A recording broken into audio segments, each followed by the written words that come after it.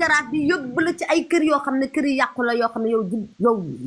nekk nga tëngëj 20 ans nee nga mosoo fa teg sa tànk kon moom xam na boobu mi ngi lay yóbbu pour malgré yi jël xale bi mun koo génnee ci kër ga sànni ko foo xam ne yow boo ñëwee boo yéegee sa ko terrasse di nga ko gis wala bu police ñëwee police scientifique ak sapeur dañ koy gis nga xam te ne catu xale bi yére bi dañ koy gis ak tànkam moo tax ñu yóbbu la fu sori peeg la yow tamit ndeysaan sa yaakaar da ngay wër rek te fu ne la nañ dem da ngay dem parce que sa doom nga bëgg kut mu génn bu doon may it noonu lay doxalee waaye moment boobu ñoom saay-saay yi nañ la ko yóbbu nga gën a sori ñoom ñu génnee xale bi la temps ngay ñëwaat fekk xale bi génn sànni ko foofu parce que amul kuy rond foofu parce que ñi la wala rond la da la jàppale ñoom complot nañ ak association de malfaiteurs yi ba pare ragal foo jaraaf bi def benn link say tafu ci jaraaf bi yow bàyyi la nga yóot te bu doon bànneex doo wéet doon maye alal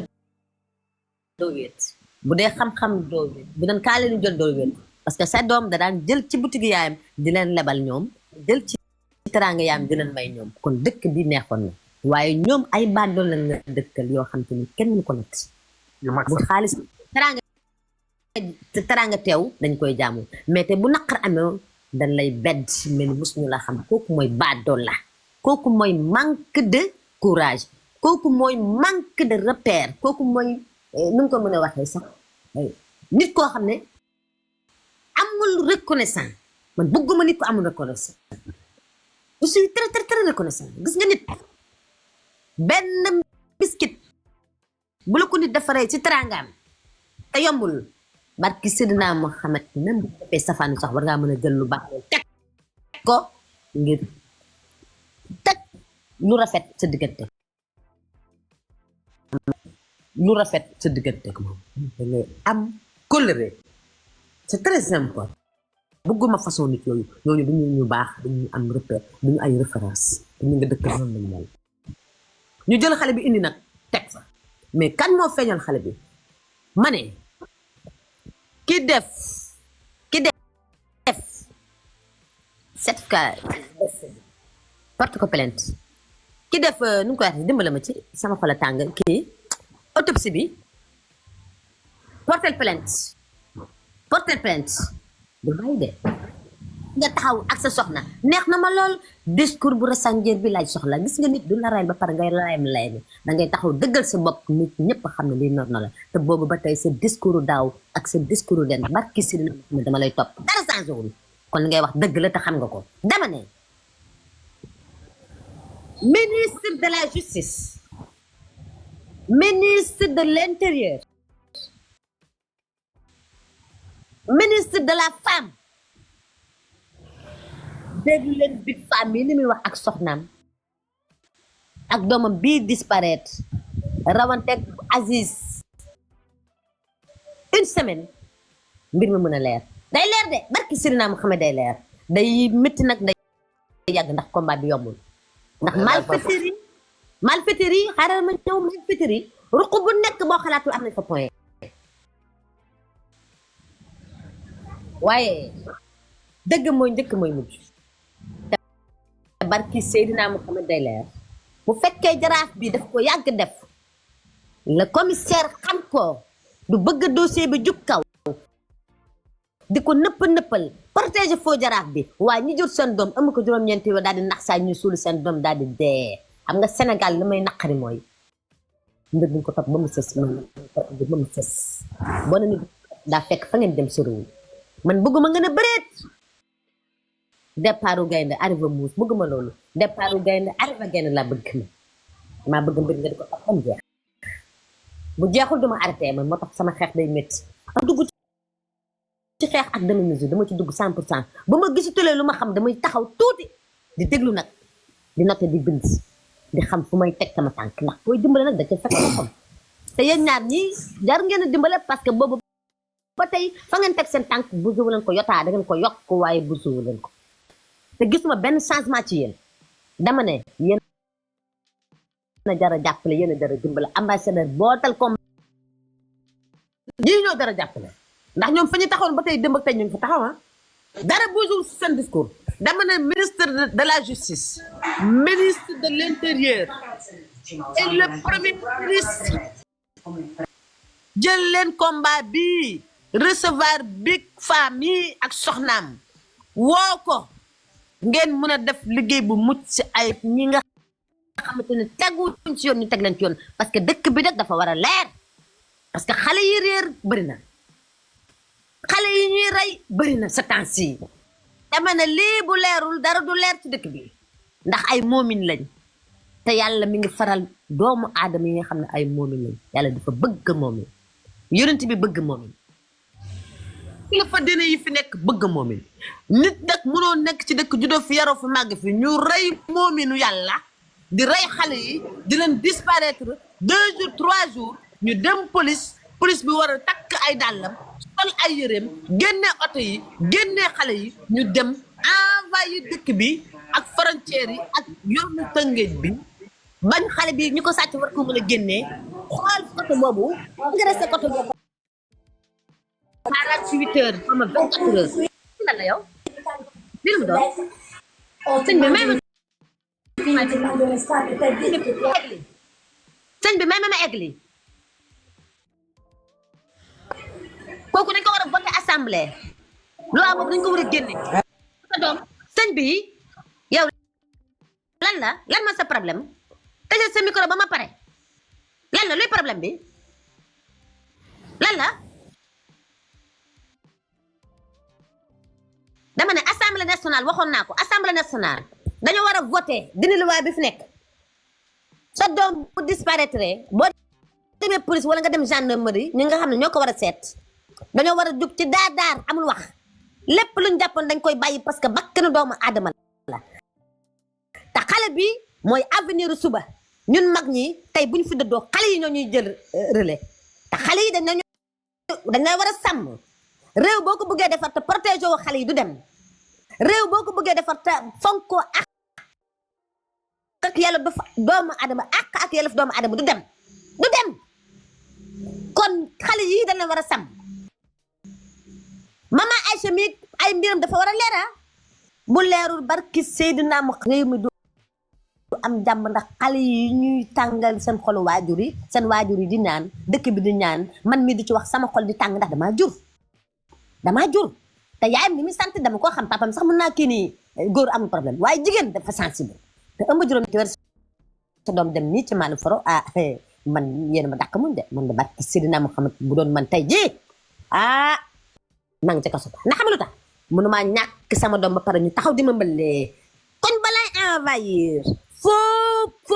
foo kii bi foo jaraaf bi laay dugg ci kéem dugg ci caayam lu ma ci am jël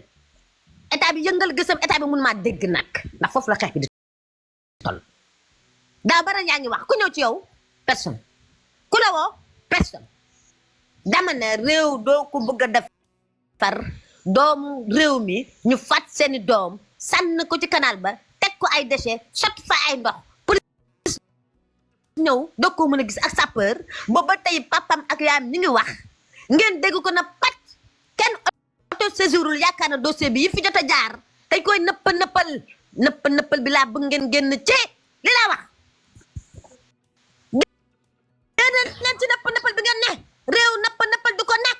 jël leen seen responsabilité ci kilifa yi ñu wooye kilifa tey say yu mag nekk ci dëkk bi 1960 ba tey yàq réew mi di def ay sacrifice di rey doomu jàmbur yi di leen sacrifier di tuur ay deret ñu yàgg ko def ñu di leen ci nëppal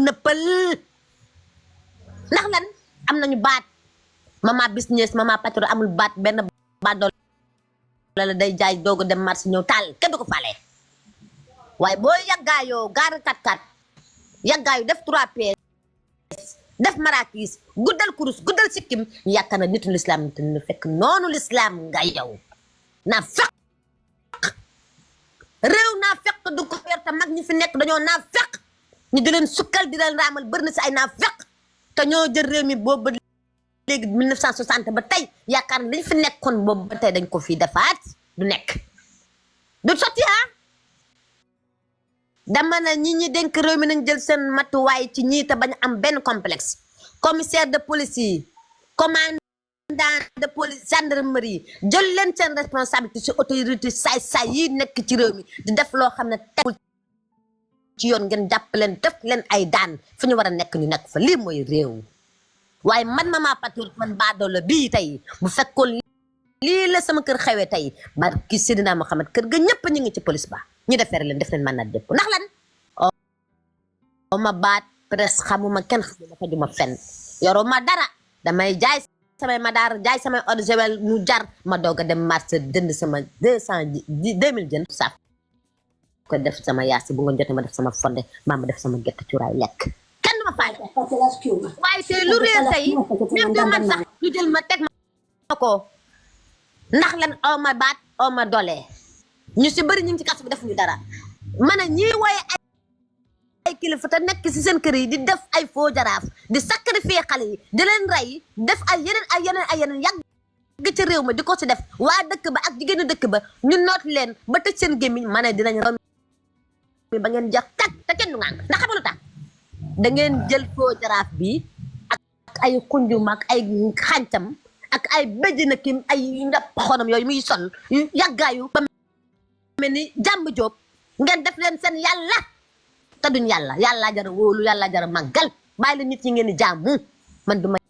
jàmmu mindeef yàlla laay jàmmu ak yonent bi bu weesoo sama ñaari waajur yi ma andi ci àdduna ma jox leen respect jox leen gëdd du ma jox sëriñ lu ma dul jox sama nday te du ma ko def man sax du ma ko def man sama nday mooy sama gàllaaj sama baay mooy sama gàllaaj sama doom mooy sama gàllaaj samay mbokku nday sama néegu nday baay ñoo samay gàllaaj li laa wax bàyyi leen ni ngeen di jooru te matuñu kilifa ma ne bu leen am complexe si ñii nga xam ne ay kat ci kat lañ 1960 ba tey ñoo tax réew mi demuñu képp fu réew mi taxaw tey egg fa ñoo fa eggali réew mi parce que bëgguñu réew mi dem seen intérêt personnel crypto personnel moo la ñor nañuy rey nit ñi seen pouvoir di yéeg nañuy jël nit ñi di leen sànni ci dex gi di tuur ay deret di sànni ci géej gi di naan ay manja rek ma ne gis nga génn leen si li ngeen ne génn leen si li ngeen ne te doo boobu lañ bëgg indiwaat jàpp doomu jàmbur di leen sacrifier kenn du ci wax pour lan waaye ma ne boo demee ci commissaire mu mun laa dimbalee naan laan le dossier est lourd ma ne lourd moo tax ñu teg la fa suñu xaalis moo lay fay yow moomu wax lourd la comme dossier bi dafa lourd yow waroo jàkkaarloo sax kilifa kii di kilifa doomam réer nga war koo mën a tatafu yóbbu ko ci biiram taal sa oto dem jëli jaraaf bi boole ko jabaram yépp nekk ci kër gi ak kër ga yépp ci sax ma ne ginaar yi nekk ci kër gi sax da leen deferee yow commandant bi commissaire bi ginaar yi nekk ci kër jaraaf bi ñëpp nga waroon gaara oto dugal leen si ñëpp a dem ginaar yaa ñëpp dem ci kër gi kenn du fa des suuf sax boo ko mën a tibb mu demaale ndax jaraaf bi yàgg na koo def du tey ndax xale yi fa réer bari nañ nga naan ko way sa dossier est lourd mais yow lourd moo tax ñu teg la fa yow ku lay fay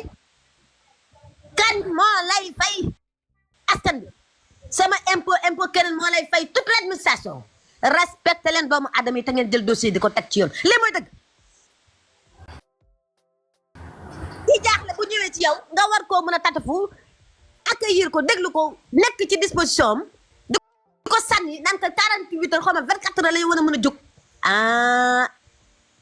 ma ne ministre bu fekkoon doomam a réer alors lay def kat commissaire yëpp brigade yëpp dañuy wotante ñëpp jóg kooku dafa gën nii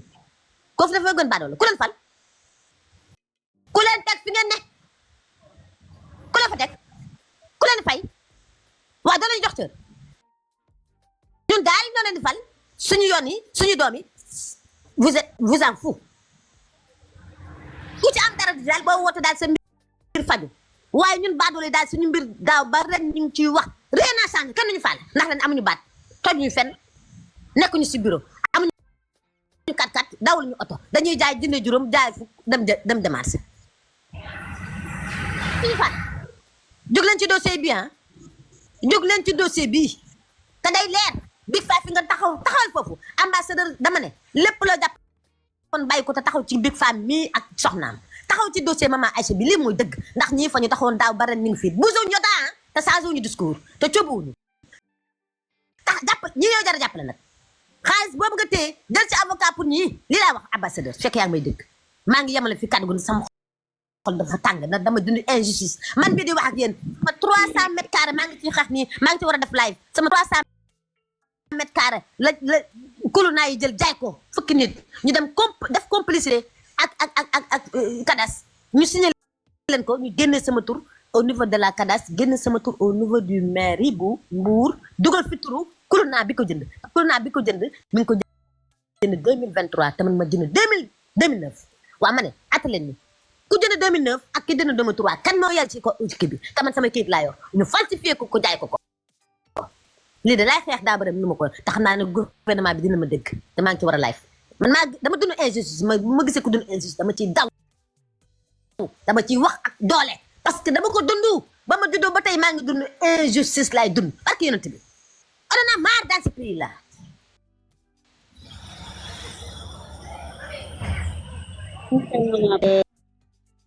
kan moo fi jiitu tonton Mody ñëwal. salaamaaleykum mbokk yi. waaleykum salaam.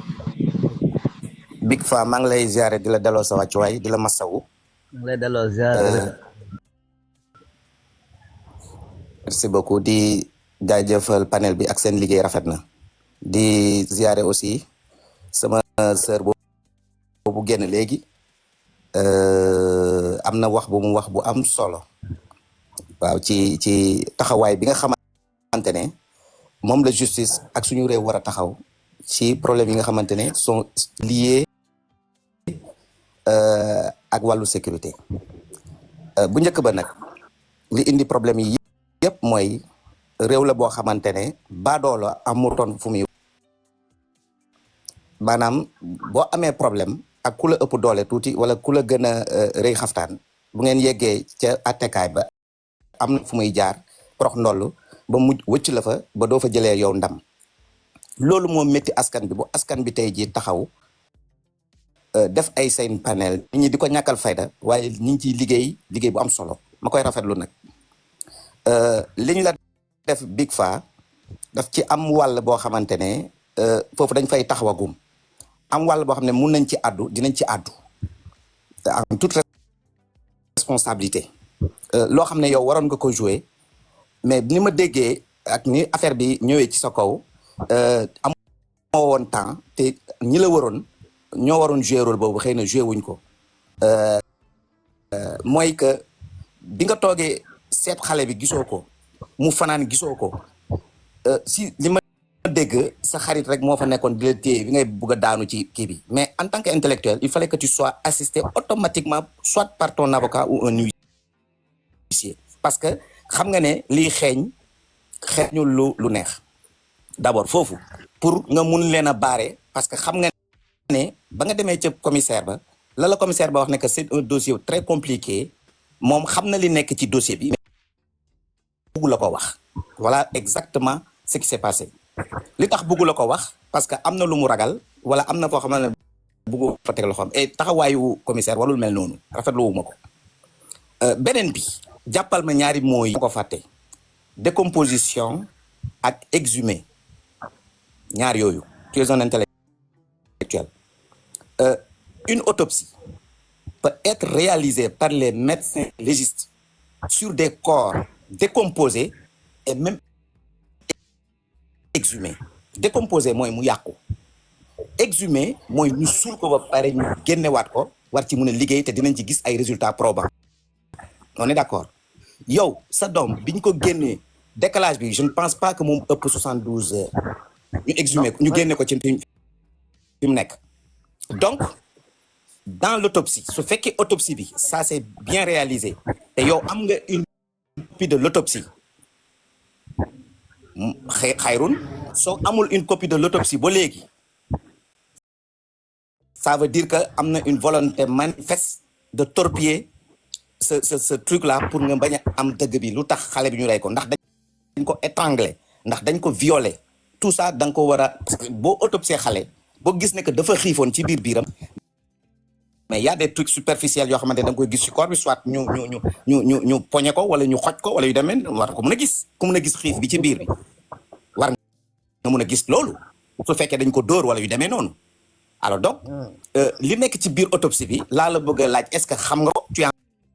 en connaissance de ça ou pas jusqu'à maintenant fi ñuy waxee nii je connais, on me l'a présenté. Le commissaire, il m'a présenté autopsie, il m'a lire quoi. Dans mon école, je conteste, je rejette ça. ok Lire, il faut nit parce que pour voir l'autopsie, d'abord, première partie, ils ont fait une description de ce qu'avait porté ma fille. Une fille de âge de 14 à 15 ans, mu ngi soloon benn body bu ñuul ak benn pantalon boo xamante ne dafa pantalon bu bleu xaw ma et cetera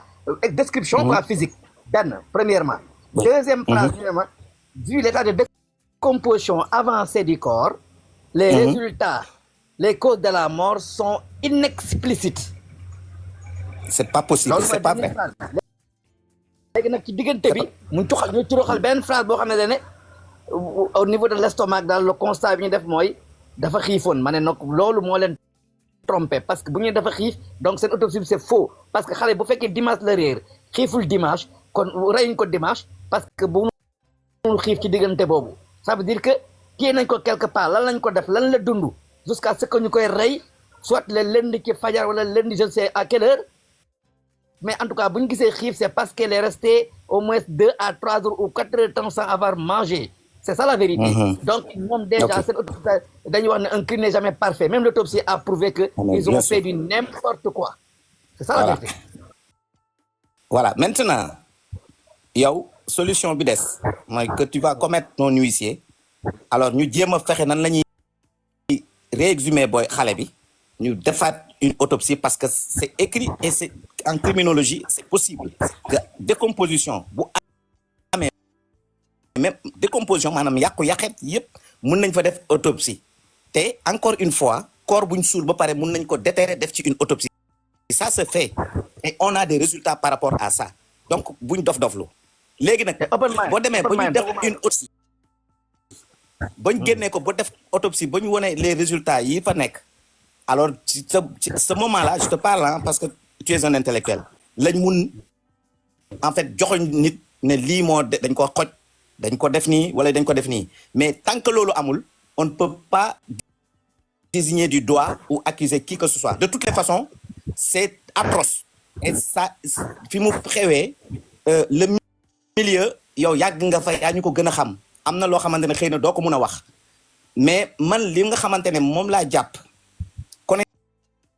le milieu social, il fallait que tu prennes tes devants. Il fallait juste que tu avocat, il y a des risques. Un avocat ou un huissier, dans les 24 dans 1 heure, 2 heures de temps, replié. Mu ñew bu ñuy génné xalé bi mu taxaw mu yobbu ko biir hôpital bu ñuy def autopsie bi huissier bi day taxaw ñu jox la les résultats. Fofu la amé entorse ci affaire bi mais budul lolu sa taxaway rafet na wax deug yalla jusqu'à maintenant le combat étant maintenant entre les mains du panel parce que dañ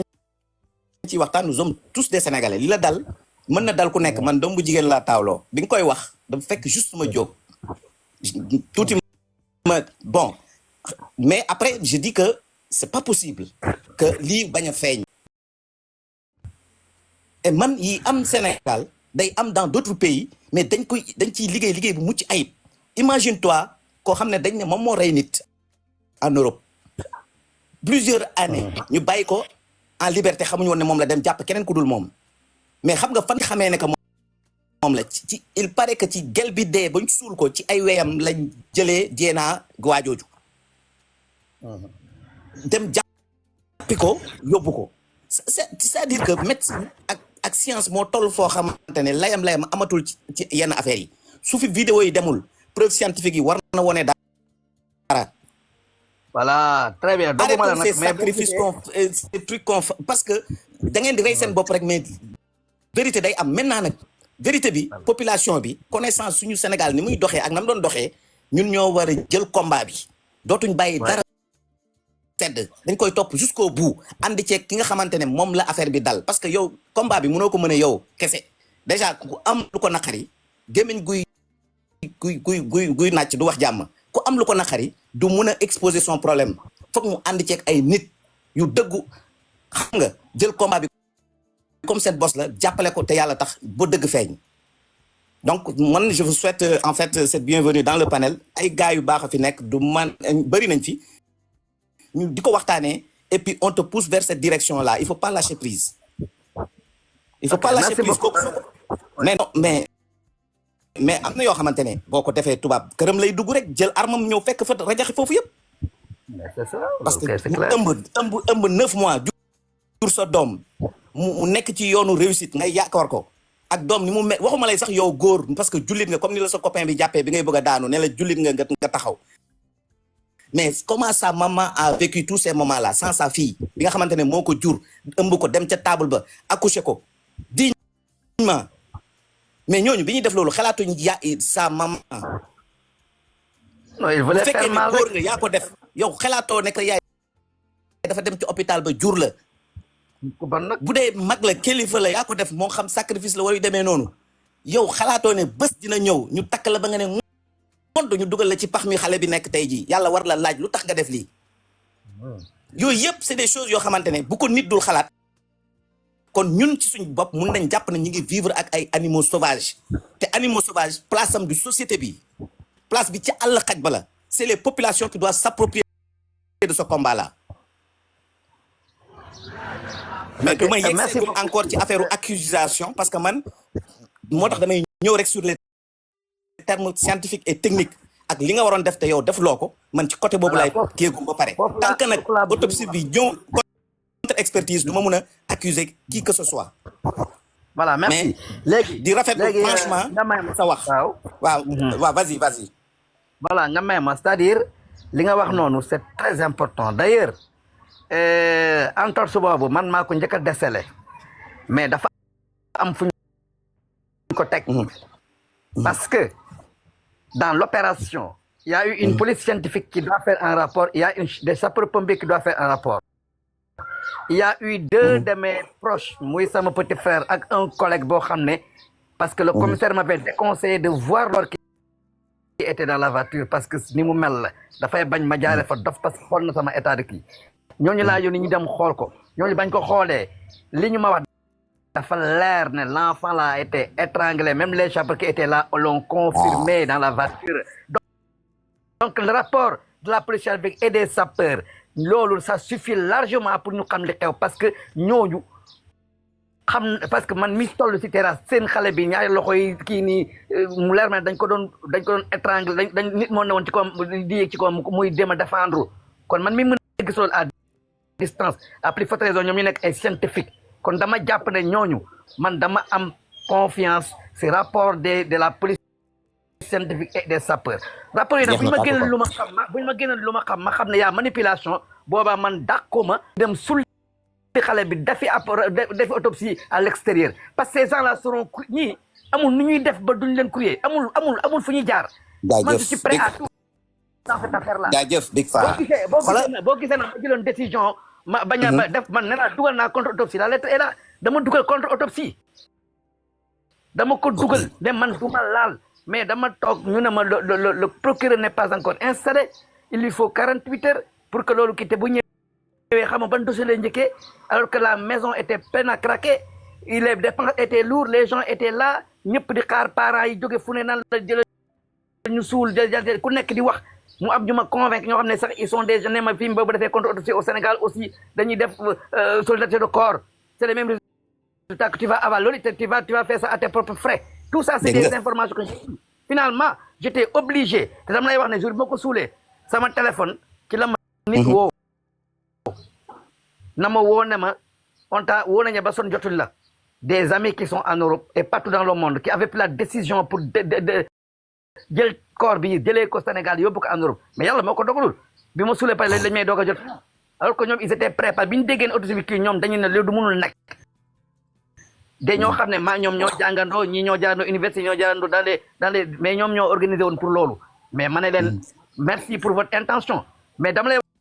wax ne la pour dalal sa xel man sama confiance dama ko am sur la police scientifique sénégalaise et sur les sapeurs sénégalais parce que ils ont prêté serment dañuy liggéey pour la société te leer na ma ne ñooñu ñu génnee li ñu gis kon soxlaatul ñuy sonn dëgg bi day feeñ ñooñu nag bu fekkee ne nag nañu génnee léegi la leeralul dara kon ñoom ñëpp mun nañ dugg parce que autopsie bi nañ ko def feneen te lu mu génnee dañ leen laaj leen lan moo tax mun leen génnee lii. c'est ça la vérité. donc à ce niveau man na leen leer na man aw ma sax may bu yeboo nañ léegi big fa waaw ku yoot nag du saxat. il faut pas que fañ ko suul il faut que mu am sécurité ñu bañ a dissimuler corps bi. non loolu mënuñu ko la fañ ko suul ñemuñu fa dem c'est bon kooku c'est la première chose la deuxième chose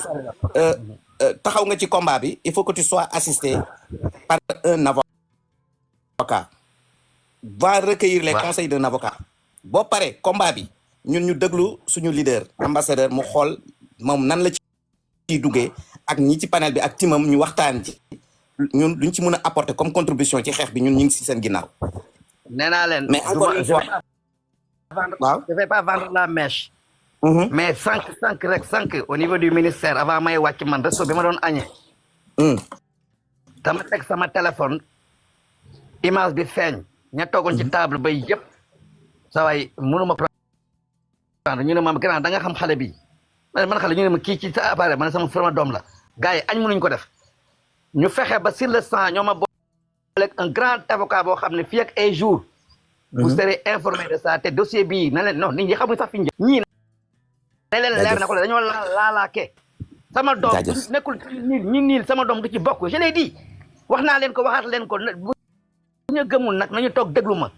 sama doom du nul te dañu am chance bu ma ñëwee dëkk si fii ma dëkk nii bañ histoire tax su ma ñibbiwoon Yaraax ba ma yaroo kon réew am na diggante Bargny ak Yaraax ndax ba ma fa defee point de presse ay kilifa Yaraax ñoo jóg di saaga waa Bargny te bëggee moo ko noonu non loolu baaxul non loolu moo baaxul tax ma dëkk Yaraax ma ñëw dëkk la te xam ne samay mbokk dañ nar a sot kon nag nañu ñoom ñi dëkk foofu noonu te xam dara nañ ko wax moo leer moo gis ñoom parce que fii day leer dëgg la yow taxaw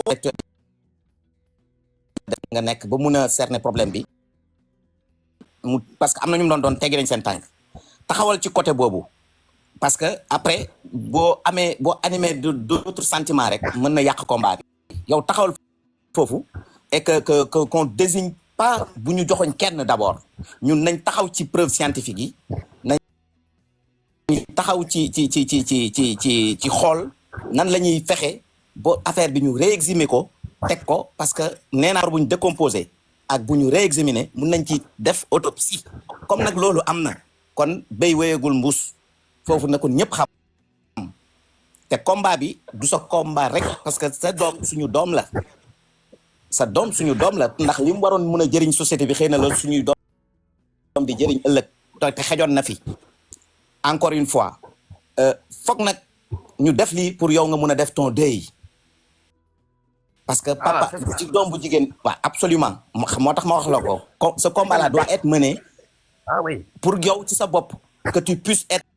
soulagé et on va t'accompagner inchallah ñun ñi ngi déglu panel bi déglu team bi taataan aussi yeneen xool waxtaan ci ak ñeneen ñoo xamante ne xëy na ñooñu gën a xam ci matière bi nan lay demee ak nan la war a mën a demee ñu téye li ñuy toog ci bés bu ñu ubbee dossier bi fii ci panel bi ci waxtaan ñu mun ci addu ak en toute responsabilité mooy maanaam qu'on n'accuse personne pour le moment même bu ñu xamee li ñu xam teg ci suñ tànk mais aussi qu'on va dans cette direction là de la responsabilité bu ñu ko defee yàlla mën na la def nga am ndam ci loolu yaayam soulagé wu yow nga soulagé wu man loolu laa lay ñaanal di la masawu encore une fois bàyyil ma jox parole bi keneen xëy na on aura encore l'occasion de discuter di la masawu encore une fois parce que man je suis parent te ñu bëri ci panel bi ay parents lañ comme yow ak ñeneen ñi nga xam ne ñu ngi ñuy déglu ci suuf donc je te remercie vraiment je te souhaite une bonne soirée. merci balaa kii di jël dama bëggoon leer parce que am na ay xale yoo xam ne vraiment je les tire le chapeau ils sont les seuls à avoir levé leur voix muy ses camarades de classe yi bokkloon classe en 4e parce que man mosuma bëgg a yor sama doom en classe mais maman a insisté ne ma duma changer classe te yaa ngi may yor ma ne ko grawul noonu laa ko yoree en 4e avec ses camarades mu def ay preuves am également ok xabaar yooyu mu nekk classe boo xam ne chaque année moom mooy locomotive CM boobu en termes de résultats bu ñu demee au BFM. mais malheureusement cette année-ci cette classe-là les résultats ya fa am neexul. ba pare xale yooyu dañoo jóg cotiser depuis début d'année créer seen groupe WhatsApp di cotiser seen fukki dërëm ak seen ñaar dërëm ne dañoo bëgg a def une manifestation mais à chaque fois ñu leen wax naan problème autorisation ayu kenn xamul ba yàlla dogal nag ñu profité ci seen fosco yi ñuy def gouvernement scolaire ñu def ay discours yu poignant yoo xamante ne semaine passée vraiment dafa bouleversé ñëpp ba pare bañ defee seen discours ak seen t-shirt dañoo dellu seen classe di jooy bu leen laajee ñu ne ñun maman Aïcha mii gaañu nii tey nga xam ne était toujours parmi les 3 premiers ou 5 premiers de la classe ñun am na si bëri ñoo xam ne bu récréation jotaan maman mënul gën a récréation ndax di dimbale ay nit fi mu toog la ay nit ñëw fekk ko ne ko maman jàppale ma j'ai pas compris cette leçon de mathématiques wala cette leçon de nangam mu nekk seen service ba keroog récréation bi jeex du génn sax dem naani un café comme tout le monde ñooñu ñoom ñoo seede loolu ci ok léegi bi pa dama la bëgg a poser rek 2 questions benn bi sax répondre nga ko ñaata at la amoon moom elle a 15 ans ok c'est bon 15 ans waaw avec 29 bi passé la waroon am 16 ans 29 bi passé la waroon am 16 ans elle a 15 ans kooku c'est très important sa position scolaire ses résultats scolaires non elle a li tax ma posé voilà li tax ma posé la ko juste pour ma mun a xam quel serait le mobile ban mobile moo war a mun a nekk entouré ce mystère là moom laa bëgg a xam ak aussi maa ngi xool le mobile du viol moo tax ma laaj la âge bi et puis yeneen yi xëy na bon après dinañ ko xam parce que est-ce que y avait pas ki nga soupçonné yow y avait pas un homme wala quelqu'un boo xamante ne dañ koy jiiñ affaire u topp xale yi di jéem a kii xale yi est-ce que amul bon man li ma xam mooy sama doom kër jaraaf la mujjee dugg surtout jaraaf la mujjee àndal surtout jaraaf waxul nit ñi dëgg bi jaraaf génn daal sama kaw dem ma saaga jaraaf ba ñu trouvé maman Aïssa li mu dëkk def mooy ut avocat ak huissier l'avocat et l'huissier ok d'accord dañoo dem buntu police di xaar police yegg si ak l'enfant donc loolu laa xam man nag gis nga dafa am benn affaire je l'ai déglu ma rek dafa am lu ma wax muy leer mooy kii connaît le jaraaf la xam ne kaay xeex ma ko gënal kaay lekk dama lay wax nañ analyser en tant que des personnes waxuma la intellectuel mais des personnes tout à fait tey kuy xëccoo ne yow kilifa nga di jiite lu toll ni jaraaf yaa bu fekkee ne tey sa sët ay yeneen nit kon ni ko waxee yoo xamante ne ay def ko ci ñaaw teef lañu ñoom ñoo woo sa sët ne ko indi ñu doomu monsieur Ndong ñu fay la nangam wala après ñu napp ko sax ne ko boo waxee dañ lay rey mën naa la waatal ci alquran ne jaraaf dina dee sëtam tëj ko ci néeg na ko wax ma kan ak kan ñoo la yónni woon mu wax ko mu ànd ak moom woo police dem jëli ñooñu fa ñu seen mbir seen néegu yaay jox leen police dem toog këram parce que loolu mooy ndamam te ku bëgg ndam la pourquoi deful loolu pourquoi moom attitude bi c'est une bonne question c'est là la question il y a pas lieu de chercher ailleurs tout à fait mais est-ce que je peux te poser encore une 3e question s'il te plaît allez-y j'écoute yow ñaata at nga dëkk foofu j'ai fait 20 ans à Bargny j'ai fait 10 ans dans ce quartier le jaraaf la 2 jours avant romb naa ko buntu këram dem di waxtaan ak moom le jaraaf la la même année jouru Tamxarit man maa diree poocu xar koñ ba koñ yóbbul ko may ko këram waaw le jaraaf la chaque année dafay organiser ay jàng yoo xam ne parce que am na doomam boo xam ne jëkkër yi jàngkat la di def ay affaire yu jàng kii yooyu noonu ay tante yooyu donc il en profite pour organiser ce truc là chaque année mu indi enveloppe famille Ndong famille Ndoye famille Mbeng et cetera ma def ci sama xaalis dem fanal ko ci tantam ba te man mosuma am doom foofu noonu ñu koy ngénte foofu ba jaraaf bi teew fa wala kenn ci waa këram teew fa mais man xooluma loolu dama jàpp ne yàlla alquran dañuy jàngal ne say dëkkandoo mooy say mbokk mooy say dëkkandoo donc dooy mën a taxaw leen la vérité kon foofu man li ma mën a jàpp mooy loxor kajoor kiiwul weesaloowul c'est-à-dire que yow yaa ko jàppoon ndax 20 ans bi nga fa def ak kóllëre dëkkandoo mais moom jàpp la parce que delloowu la rendre la monnaie bi c'est ce que j'ai compris seen koñ waaw 10 ans laa fa j'étais dans d'autres quartiers am na foo xam ne fa laa gën a yàgg parce que moi je suis venu à Bargny en 2004 tout jeune nekk un très jeune professeur ñu affecté ma foofu noonu état yóbbu ma fa ma nekk fa ba ma daa jot yàlla def takkuma ku dëkk Bargny ka ma takk dëkku fa ñu ngi xamante Dakar mais elle n'est pas de Bargny noonu laa def di déplacé wu fi ma war a dëkk di seet fu gën a baax ci man ba jege si foofu nga xam ne soriwul tali bi muy seen koñ foofu 10 ans laa fa def ci la ma lii dalee dëgg la moom nag xam ignoré que j'ai fait 20 ans à Bargny peut-être yaakaar ne gan laa fa les choses comme ça parce que man ma question mon problème mooy pourquoi le Jaraaf s'attaque à moi pourquoi le Jaraaf foofu nag laa bëgg ñu taxaw ci tuuti est-ce que yow par exemple nekkoon ne da nga mel ni man par exemple rek pour ironiser quoi maanaam bañkat nga ku la dégg nii ngay waxee da nga dëggu ci say position et puis bañkat nga est-ce que nekkul dans ce quartier là yow durant ces 20 ans là tu étais entouré par certains ennemis yoo xamante ne bëgguñ sa ascension sociale sa réussite ak sa position. oui mais am na li am mooy man je suis un ancien syndicaliste. tout à fait man bañkat laa waaye nag yar sama njaboot yar boo xamante ne amuñu xarit amuñu àndandoo seen papa amul xarit amul àndandoo man du ma dem grand place du ma dem kër kenn. mën naa nekk sama kër du vendredi soir jusqu'au lundi matin du ma génn sama buntu kër. ainsi que mes enfants. ok ñu sekoon ñoom mooy nit ñëw am soxlaam nga defal ko teraanga mu dem loolu ak ñoom. mosuma fëgg buntu kër kenn ne la jàppale ma kii wala ci laa. mosuma dem kër kenn je vous dis une autre chose mooy le Jaraaf là 1 mois avant cette histoire là woo na ma may def cours mu ne ma monsieur donc j'ai besoin de toi ma ne ko lu xew mu ne ma j'ai quelqu'un qui a besoin de chambre pour location ma ne ko j'ai une chambre mais dama ne ma du ma ko louer mais bu dee yow yaa soxla moom dinaa la ko jox mu yónni doomam bu jigéen xam nga kan la yónni yaayu xale bi nga xamante ne moom la jàpp kooku ñëw xool ne ma moom chambre bu ànd ak salle de bain lañ bëgg ma ne ko bii amul salle de bain mu dem donc pour dire rapport yi ma amoon ak ñoom j'ai jamais eu de problème avec quelqu'un dans ce quartier mosuma jàppante kenn mosuma jotee kenn dans ce quartier lu dul xew-xew am ma génnee sama soble sama jabar génnee soble di dinañ ko partager ñoom ak yu bëri yoo xam ne am na fa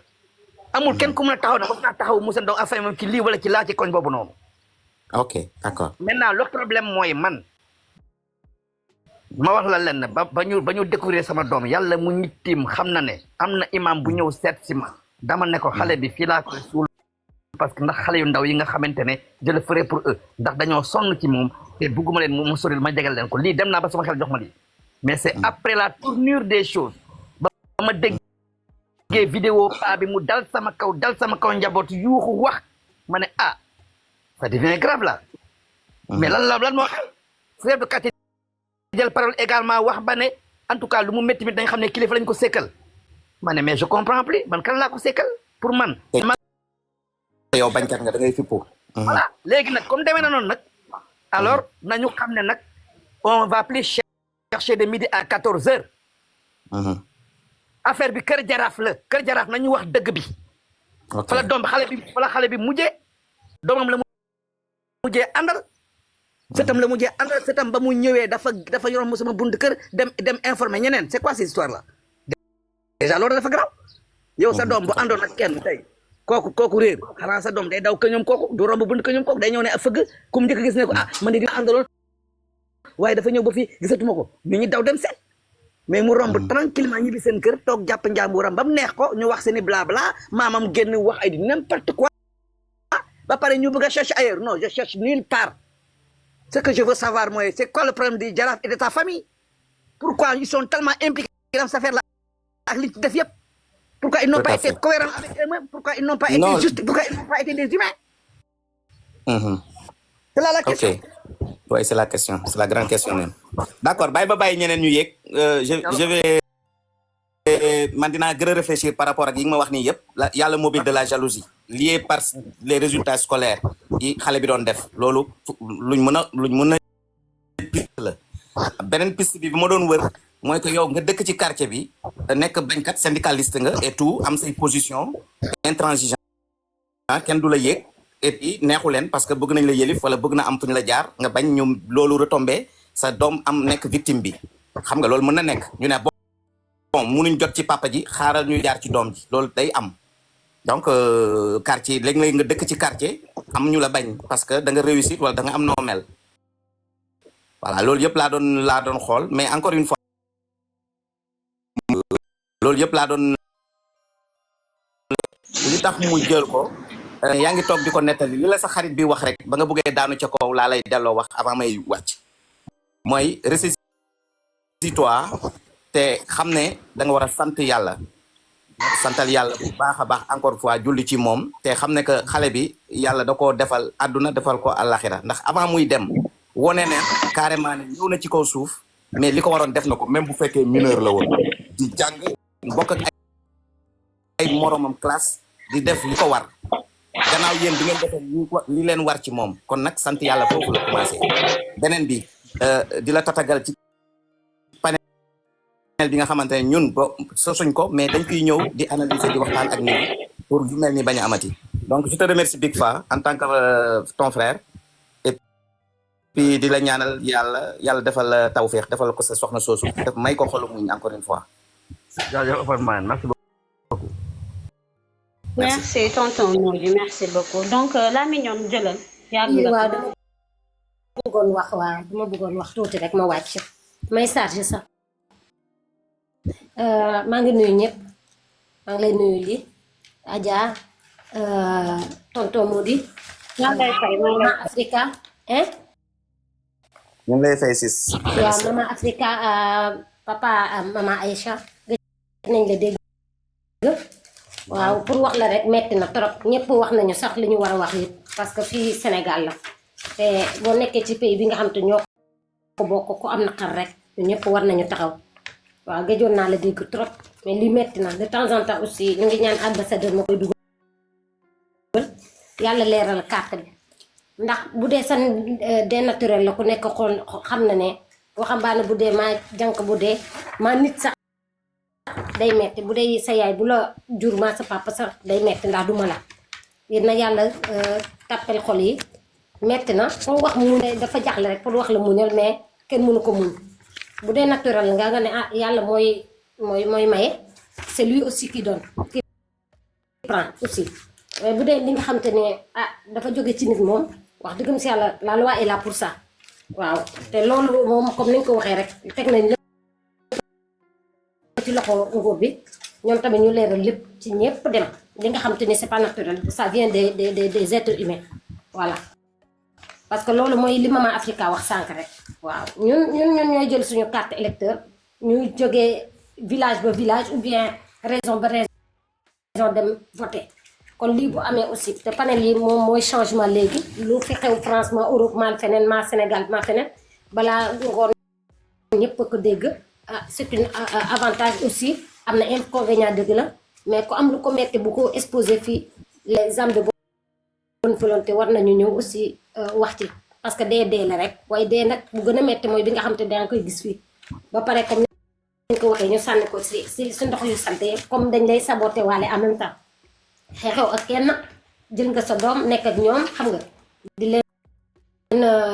teetal yóbbu leen ci yoon bu baax aussi nit ñëw def ko noonu ba pare ñu war ko noppale na aussi loolu dafay metti waaw loolu rek laa amoon pour wax pour dalal la rek moo ma yëkkati dalal la ne metti na trop waaye mënuma la ne muñal doo ko topp déedéet ndax bu nekkoon man it duma ko def comme Mama Africa nu ma ko waxee ku nekkoon beneen famille ah ñi aussi nañu riposté ndax ku am 15 ans léegi mu war la kii taxawu ak yaayam ah léegi ñu ñëw ñu def ko noonu metti na man moom ci panel bi du ma ne ay kii def nag kii deful mais ñi ci laal ci dee yëpp yi fi nekk metti ñi ñëpp na yàlla lépp leeral lépp ci kattanam ku ci laal ci deret bi nga xam te ne waroo rendi ndax yàlla moo ñu sàkk bu dee rey am na moom moo war a rey waaye ku rey maa def nga li nga xam te ne tey jii nii nga jàpp sa doom uuf ko jël doomu jàmbur rendi ko loolu lan lañ ko mën a waxee noonu ah dafa metti nag ku wax metti rek fekk dalu la ku nekk xam ne metti na loolu rek laa amoon pour wax waaw ñu ngi leen di masawu chaque jour on est de tout cœur à vous voilà et na yàlla leeral lépp daal voilà que la volonté divine soit faite loolu rek laa amoon pour wax. Amin amin amin merci la mignonne amin beaucoup Fabi Sarr ngay ñëwal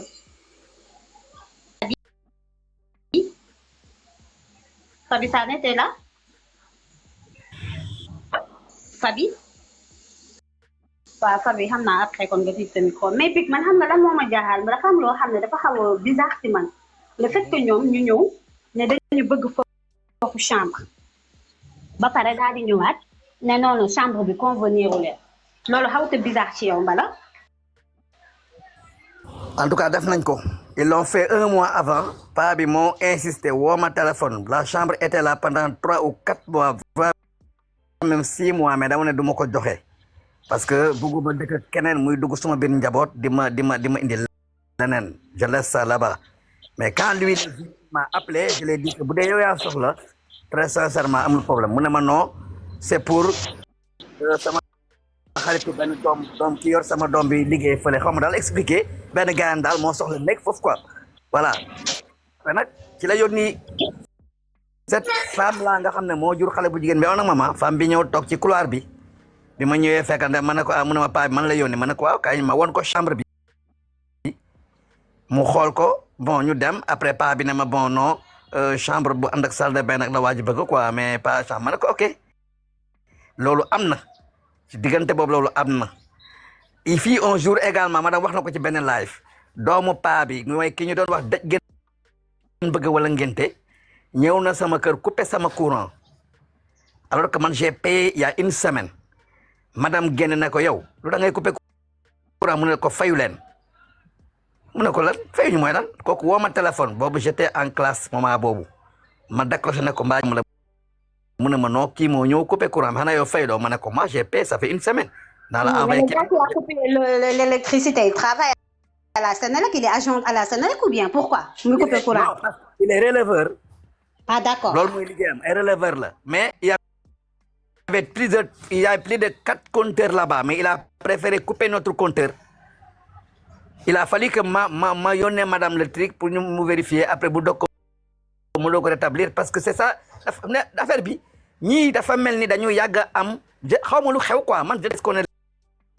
a fait cette famille là moo tax man je ne cherche pas. je me dis que ñii dafa am lu ñu la yàgg a préparé parce que le fait que mu soxla chambre. munoon na la woo na la ñu chambre lañ soxla si la chambre est avec toilette ou pas la fille n'a pas besoin de se déplacer. encore pire encore ñu ñëw couper ce courant kon ñoom am na lu ñu yàgg préparé. mais c'est la vérité. wax ji mooy man wóoruma feneen man li ma gëm mooy ñii dañoo takk ripp si sama deewul doom je le dis au voix haute parce que ñoom ñoo wane lu tax ma gëm loolu c'est ça la vérité ñoom ñoo wane lu tax ma gëm loolu ndax li ma leen wax fii yëpp ku ko analyser di nga xam ne ñii gënuñ ci attitude bi ñu am ci affaire bi dafa doy waar du yëfu nit il faut que les gens ñu xoolaat gis nga bu duggee ci koñ boobu nga def micro trottoir wala nga làkk nit ñi ci secret doo dégg leneen lu dul joxoñ famille boobu parce que y a aucune autre piste qui peut être explorée dans cette affaire là aucune piste ce qui s'est passé dafa leer nañ voilà maintenant comme ni nga ko waxee xëy na autopsie nii mais man je fais confiance au travail de la police scientifique et des sapeurs-pompiers te nag lu mun a am nous on va mettre tous les moyens qu'il faut pour que la vérité éclate un jour parce que duñu leen bàyyi li ñu def li ñuy def ba pare doom te di nekk su lu leen neex gëm loo Sénégal loolu moom day yomb trop loolu moom day yomb trop ñun sax duñu bàyyi même ñun ñu bàyyi woon ñun duñu bàyyi parce que mënoo jël doomu jàmbur fenal leen rey leen ba pare rey doomu jàmbur koo xam ne c'était tout un avenir pourquoi mentir wane xale bi libre na franchement ils ont menti à toute la population à dire que xale bi libre na tey ñoom chaque dimanche moo ko yaayu xale bi ñu fajaru génn bañu dem fan la ñuy dem kon ñoom ah pourquoi il a dit ça pourquoi il dit aux gens que l'enfant est libre alors que l'enfant n'est pas libre il faut qu'ils arrêtent yaa ngi sur ñii moom am na lu ñu doon ñaata préparé non xam nga dañ ciblage rek affaire bi ma wax leen benn affaire moi je suis un planificateur Je suis un planificateur boo xam ne je sors du CESAC et je suis également un intervenant du CESAC kon xam naa li may wax. Le fait qu'on ait fi un dimanche mu nekk un dimanche bu tombé Magalu Touba koñ bi wéet ba pare ñu choisir timis te nag am na loo xam ne mënu ma ko wax ci kaw panel mais li yóbbu maman Aïssa ñoom seen kër ñun xam nañ ko ñoom xam nañ ko ndax on l'a découvert maman Aïssa jógul volontairement dem foofu dem seeti xale bi ñoom xam nañ li baax li may wax nañ dem dina leer maman Aïcha le dimanche là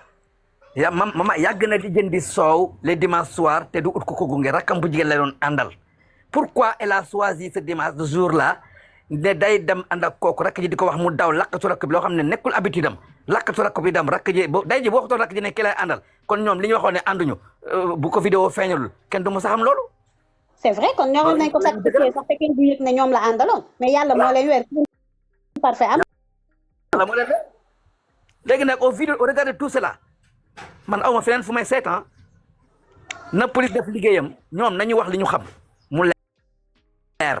Cette question-là, on va pas laisser ça dafa yàgg nul parce que day doom seen slogan moo nekkoon dara du xew te paa bi wax na ko madame dans la nuit là di coow di jógee mu ne ko fii coow lee bëri mais dara du xew. loolu la yaakaar il a dit ça à ma femme. loolu la yaakaar. du ñëpp la ñuy rey du ñëpp la ñuy rey mu nul mais actuellement l'enquête est en cours ou bien la enquête amagul ubbeekuñu dossier. ubbeekuñu.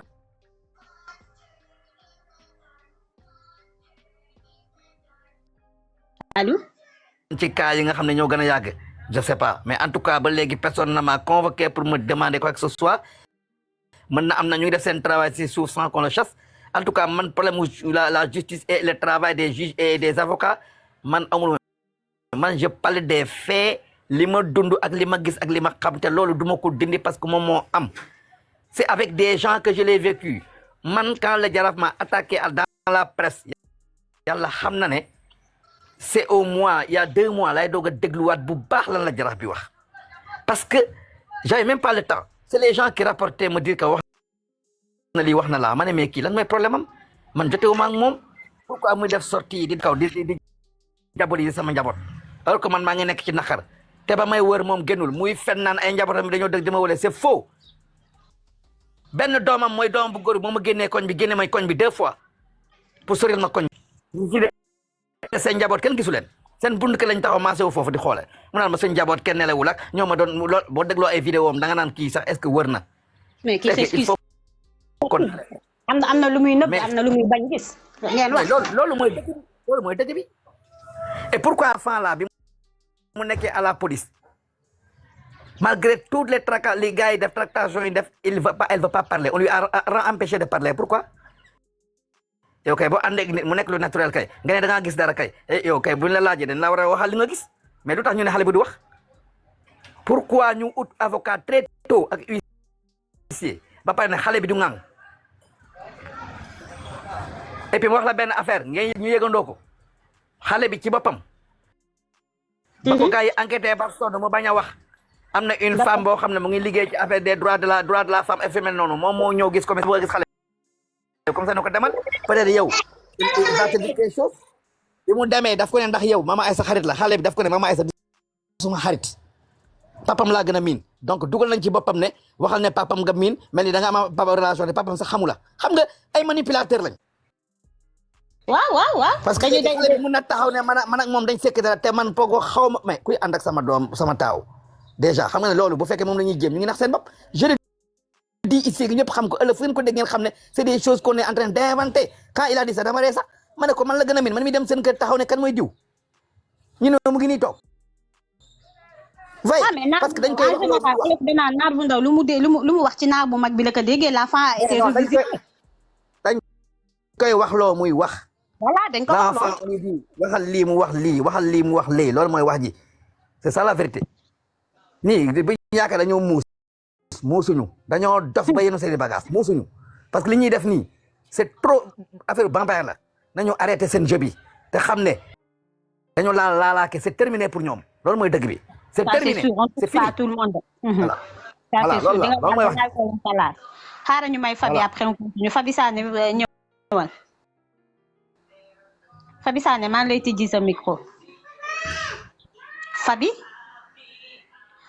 Fabi je te descends parce que je te fais descendre parce que soo waxul da ngay wàcce live bi donc après fekkee nga dafa demande Adja vas-y. salaamaaleykum maa ngi leen di nuyu musal ñoom dañoo rey xale bi ñu foone ñoom kenn du wax maanaam Sénégal li fi nekk moo day waaru dañuy jàpp ay nit rey leen ba pare ñu bëgguñu kenn wax mais kii buñ ko reyee même pas avec ay affaire de màggal man dama xamul dimanche yooyu ñu jàpp doomu jàmbur nëbb ko ba pare kilifa bu toll ni moom sëtam ñu génnee ko fa moom moo nar a daxal lu yoon ñëw dimbali sax dimbali nit ñi ci ut bi mais defoo ko ñoom ñëpp ñu toog seen kër mais loolu ban façon la dañuy rëy nit ba pare ñu toog di la seetaan yow ngay wër te yow sa sët ànd ak doomu jàmbur ñu ànd ak xale bi kenn gisu ko ñoom ñoo ci nar a gën a sonn fekkante ne ñoom bëgg nañ affaire bi reer ñoom ñoo ci nar a gën a sonn parce que li ñu def nii rek ku ci nekk sa xel nar na ñaaw ci famille boobu sa xel nar na ñaaw parce que mënuñu rey doomu jàmbur sa sët ànd ak moom ba pare lii dal ko ba pare yow ngay wax yenn wax yi dëgg ngeen bëgg wala ngénte loolu wax la wax boobu dafa ñaaw wax furus man mun ma comprendre ñun léegi ñun Sénégal fan la ñu nekk en tant que ñu ne jaraaf la am na noo nar a doxalee dara bu xewee ci dëkk bi rek yow yaa nar a njëkk jóg moom moo nar a njëkk jóg ndax kii xale la 15 ans lan la leen xale bi def man loolu moo ma jaaxal fan ko dugal kidnappé ko lan la leen def man damay toog di imaginer xëy kidnappé doomu jàmbur rey ko ba pare sànni ko mais loolu am na lu ne ci ginnaaw am na lu ci louche loolu moom la Sénégal yi bëgg a xam lan la ndax dañ leen yónni ñuy recruter ay xale wala lan nit ñi mën a xam mais dañoo yaakaar ne dossier yi ñi rey ni ay doomu jàmbur du leer day leer dañ koy ibbi te dañ koy atte loolu moom fu leen neex ñu daw dugg day leer nañ ci darajee Mohamed ok fii laa foofu laa léegi madame Mariane ñëwal Malado taalibe Sëriñ Babacar ñëwul taalibe Sëriñ Bara autant pour moi taalibe Sëriñ Bara Allo Medina ñëwal waaw allo waaw allo ñëwal waaw wax bi moom triste na trop quoi ndeysaan parce que Sénégal fu mu nekk nii daf naa affaire crime bokkul ci seen mbir quoi dañuy rey nit ñëpp noppi kenn du wax kenn dootu saisir ñëpp ngi dem di wuti ay diw moo jël sama alal kii moo jël sama neen lijjanti lii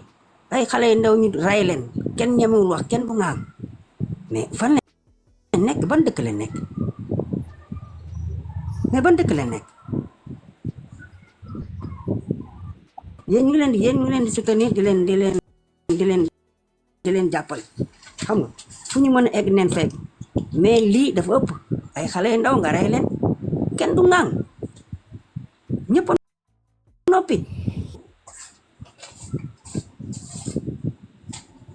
seen xeex bi bu leen ci kenn jële neen dem ba mu sës nga mel ni nga dàq muus ba mu ñëw ba ci miir bi wëlbatu songal la noonu la ñuy def ak ñi parce que lii c'est grave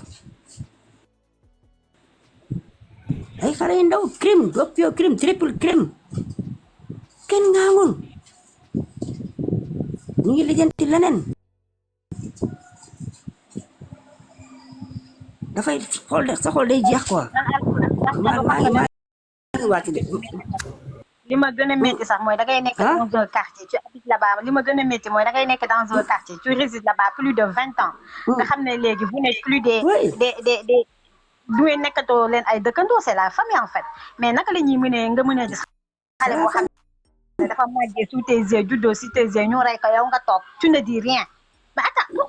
pourquoi ça pourquoi waa bàyyi seen nopp bi c'est quoi cette histoire y a anguille sur roche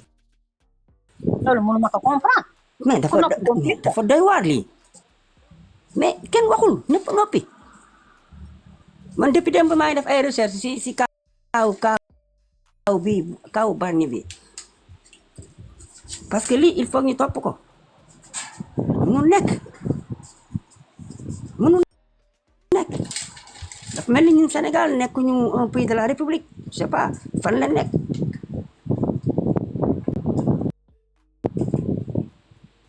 kii cas bi nañ ko topp démb laaj naa ambassadeur jox na ma ay information si kaawu Bargny bi man dinaa ci topp lii moom il faut mu leer quoi waaw parce que du neen quoi te li ma jaaxal mooy doo dégg maire wax doo dégg député wax ci crime yi kenn waxul ñëpp noppi mais y a quelque chose am na lu xew quoi maa ngi si suuf di déglu. ok Ali. Allô? Salam. Walaikum salam. J'espère que vous allez tous bien. Li Alpha, Abena. J'espère que yéen ñëpp yéen a ngi ci jàmm. En fait, man dama bëggoon, je voulais juste poser une question pour savoir, je sais pas, parce que bon, je suis pas au Sénégal, mais quand même je suis une Sénégalaise. Dama bëggoon xam ndax ñun est-ce que am nañ tonton Big Fat sax laa bëgg a poser question ndax ñun est-ce que am nañ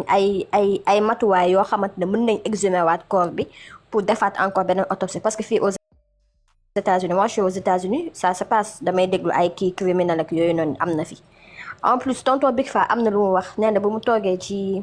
kii woom ñu koy waxatee ci terrassam gis na xale bi lu mu def loxoom yi xam nga nit moom balaa ngaa dee dernière chose bi nga def sa cër yi noonu lay mel quoi est-ce que ñoom relever nañ empreinte weewu xale bi pour xool ba kan lan la méngoo est-ce que Sénégal lii on fait tout ça loolu yëpp est-ce que ñun ñu ngi ciy bàyyi xel est-ce que am nañ matériel pour non affaire bi dafa weelu parce que sànq tonton Modou bi ñu ko doon wax moo ngi naan exhumer mais est-ce que mën nañ exhumer waat corps parce que fii on le fait fii da ngay gis corps bu am 30 ans ñu exhumer waat parce que tout le temps damay déglu ay affaire de crime yooyu depuis affaire case Aziz Dabala bi juste pour comprendre en fait je suis trop intéressée damay déglu affaire crime yi yëpp mais fii dañuy exhumer ko mais Sénégal est-ce que am nañ matériel bi déjà autopsie bi c'est pas bien fait parce que mënuñoo wax autopsie même soo lekkoon lekk boo xamante ne 3 jours la sax dañ ko war a déterminer maanaam xale bi lu mu añee woon dimanche bi sax waroon na génne ci kii bi dernier repas wam dañ ko war a génnee ci autopsie mais ñoom génnewuñu dara loolu moo tax ma bëggoon xam en fait Sénégal est-ce que am nañ matuwaay boobu noonu. Bon, pour répondre un peu li nga wax d'abord par rapport ak première li nga waxate la première question muy concernant ndax la police def nañu relever nañu et cetera loolu peut-être ñoom si seen rapport man j'ai pas vu leur rapport donc nous on leur fait confiance et on pense que ils ont fait correctement le job te bu boobaa bu rapport bi génnee dinañ mën a xam lan moo fa nekk en termes de trucs parce que loolu c'est très normal pour ñu xam ko maintenant par rapport à l'autopsie et ndax Sénégal am nañu moyens yi je ne sais pas mais tout ce que je sais mooy ñun dossier bi lu mu leen jaral benn jaral ñu ne ko 1000 on a des parents partout dans le monde, on a du soutien partout dans le monde et on est prêt à ce que la vérité éclate, non seulement pour notre enfant qui a été tué, mais pour qu'on arrête de tuer des enfants d'autrui pour des histoires yoo xam ne c'est des balivernes. kon nag ñun on est déterminé à ce que la vérité éclate te am nañu yaakaar ne am na rapport yoo xam ne bu génnee parce que autopsie benn élément la rek dans ce qui se fait benn élément dong la xam nga damay wax souvent dama ne dans une enquête dafa am ñetti facteur dafa am li ñuy wax l'aveu nit ki bu waxee avoué soxlaatul doxal xam nañ ne kon moom la avoué na lii la wax dañuy xam naka mbir mi demee et puis ñu def reconstitution des faits et puis ñu avancer au-delà de l'aveu dafa am leneen muy lan muy les faits fii ku déglu yi ñuy wax live depuis 9 mois ku déglu li nga xamante ne moom moo génn ci vidéo yi nga xam ne mooy intervention muy jaraaf bi ak ñi ci wax yépp yow mun nga def recoupement des faits ba mun a génne un résultat boo xamante ne nekkul sax lu lay jàngal même boo jàngul école nga ko mun def xam li fi leneen li mooy la raison mooy li xel mën a nangu ak li xel mënta nangu donc ñetti facteurs yooyu tey yow boo ko peser sur une balance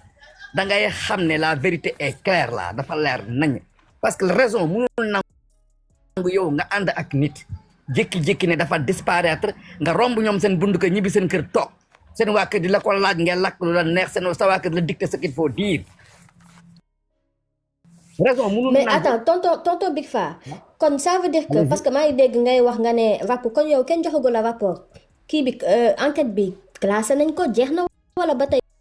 que enquête bi moo ngi en cours je sais pas je non demande. xam nga un dossier bu nekkee non enquête de la police jeex na parce que police bu defee enquête am ba def son rapport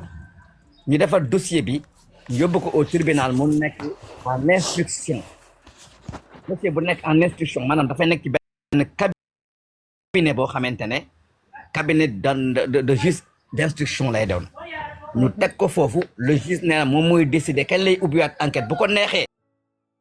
mu reprendre enquête bi à zéro bu ko neexee mu considérer éléments yi fa nekk dafa approfondir ko pour boobu mooy le juge d'instruction en fait bu mu war a def pour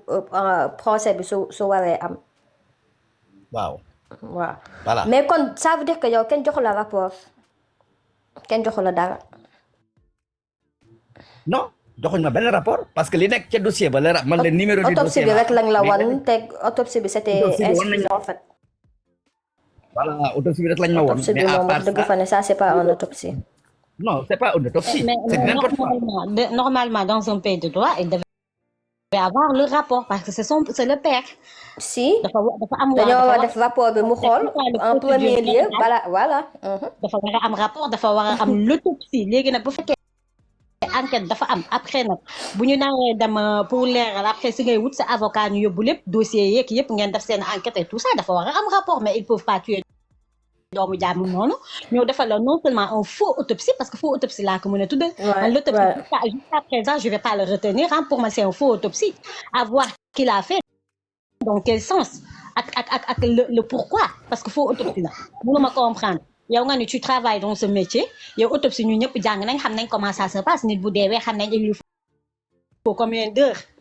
nga war a mën a définir li mu lekk nag fan la mujjee def nag dañ ko laal lan la def lii ak lan la laa mais tu peux pas faire non seulement un faux autopsie ba pare joxe woo rapport non loolu mënul nekk da nga war a am rapport parce que nit sax bu deewee déjà balaa ñuy def autopsie mbala di wax révéler yenn yi dañ naan parent boo xam ne daf ko proche comme ça mère son père quelqu'un boo xam ne si famille bi la bokk donc yow droit yëpp da nga ko am da nga war a am le rapport ça c'est votre droit le plus absolu après nag buy jël say démarche nga suivre ko mais da nga war a am le rapport on nous a rien remis à part cette copie d'autopsie qui a été ba nga xam ne dama ko rejeté woon dugal contre autopsie mais malheureusement c'était plus possible benn moment on a retiré ñu jël suñu enfant foofu rek foofu la tonton Big Faa dafa da nga war a insister en fait. on pouvait plus non xam nga j'étais seul contre toute la population parce que parents yi jóge près ñu ngi daal sa kaw di wax waaw contre aussi ni on s'est passé pour quand xam nga di la évoquer yoo xam ne benn moment y a même des experts un expert boo xamante ne woo na ma ne ma jarul ngay dugg ci yeneen contre autopsie parce que effectivement fii Sénégal nag daa wax benn affaire de ku fii def contre autopsie na nga ko yóbbu à l'Europe boo ko defee fii par solidité de corps tu vas avoir le même résultat et tu vas mettre tes sous te doo ci am la neex te loolu c'est une vérité bu fekkoon dama am moyen yu ma ko génne yóbbu ko Europe wala États-Unis wala Asie peut-être du ma leen tàggu damay jël sama corps doom dugal ko ci avion yóbbu ko def autopsie ñu gën a résultat mais moment boobu j'avais pas les possibilités de faire la seule chose que je peux faire mooy génnee ko hôpital bi mu nekkoon yóbbu ko benn hôpital à Dakar te dans la leer ne ce que la personne m'a dit là c'est une réalité ku sol par solidité de corps ils vont pas dire autre chose que li ñuy wax. duñu mën a contester seen collègue quoi. c'est compliqué. loolu lay demee loolu c'est une vérité. mais pourquoi ne pas contester en fait seen collègue bu fekkee l'autre n'a pas fait un bon travail kay ah man Sénégal généralement dañ la wax ne généralement noonu lay demee te mais les gens ils Sénégal entre corps ils se soutiennent ils se soutiennent entre corps parce que da ngay gis mais loolu médecin yëpp xam nañ ko loolu c'est pas un secret ak c'est pas un avocat secret yi ñu def ay bêtises ñoom ñëpp ñu jàppale te après ils vont loolu c'est pas tenir un secret ñu c'est punir pas un leen secret tout le monde comme sait ça se passe voilà dañuy lekk sa xaalis te doo ci am li nga bëgg donc nag man dama basé woon suma fiancé rapport de la police scientifique et des chapeaux te ba léegi accédé wu ma ci mais ba léegi man dama ci am rafet njort parce que ñooñu physiquement ñoom ñoo gis xale bi ils ont pris des photos ils ont pris des trucs donc war nañu mën a génne nit ñi lu leer nañ des vidéos loo xamante ne ku ko liir ku gis di nga xam ne lii la amul luñ ciy wër parce que nag ku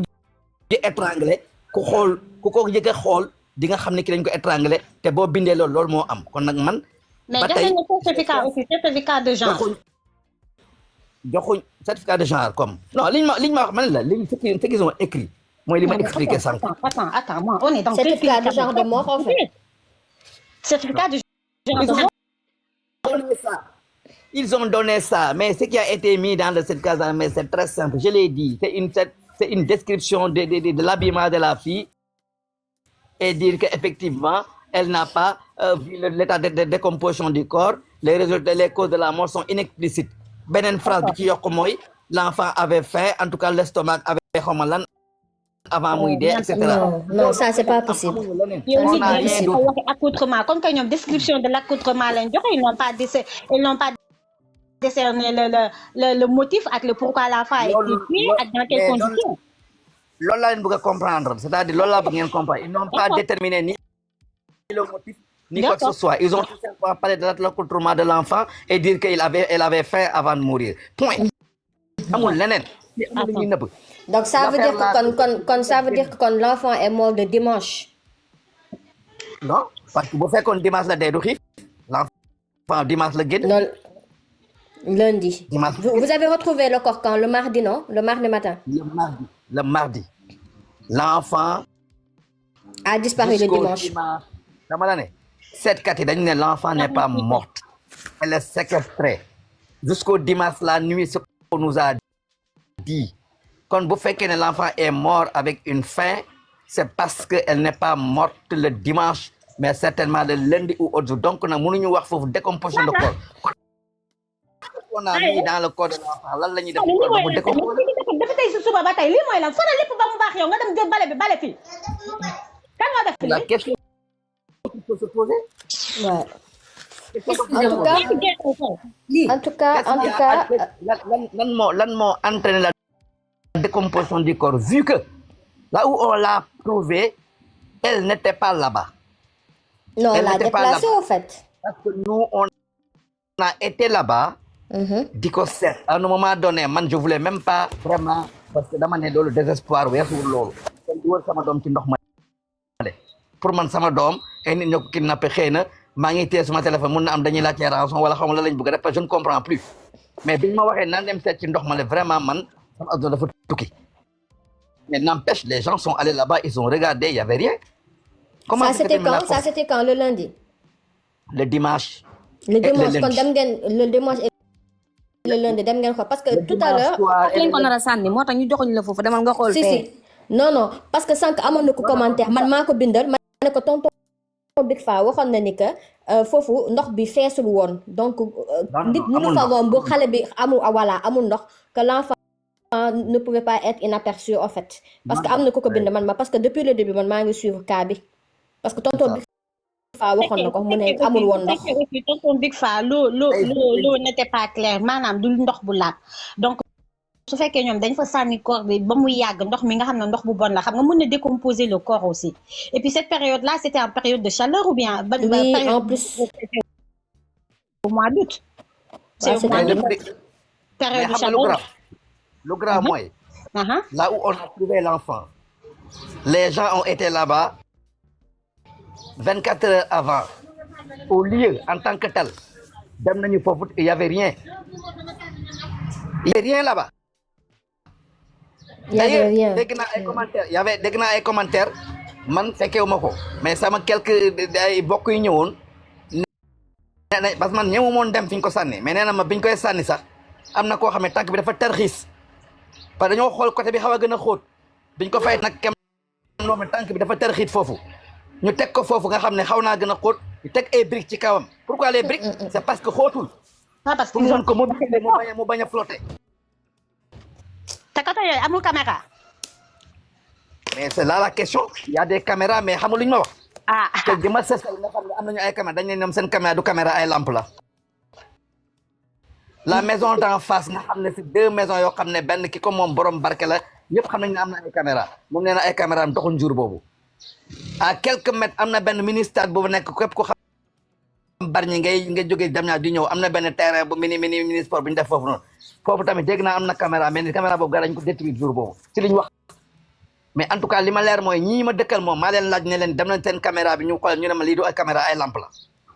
alors que tout le monde sait que c'est des caméras qui sont installées donc c'est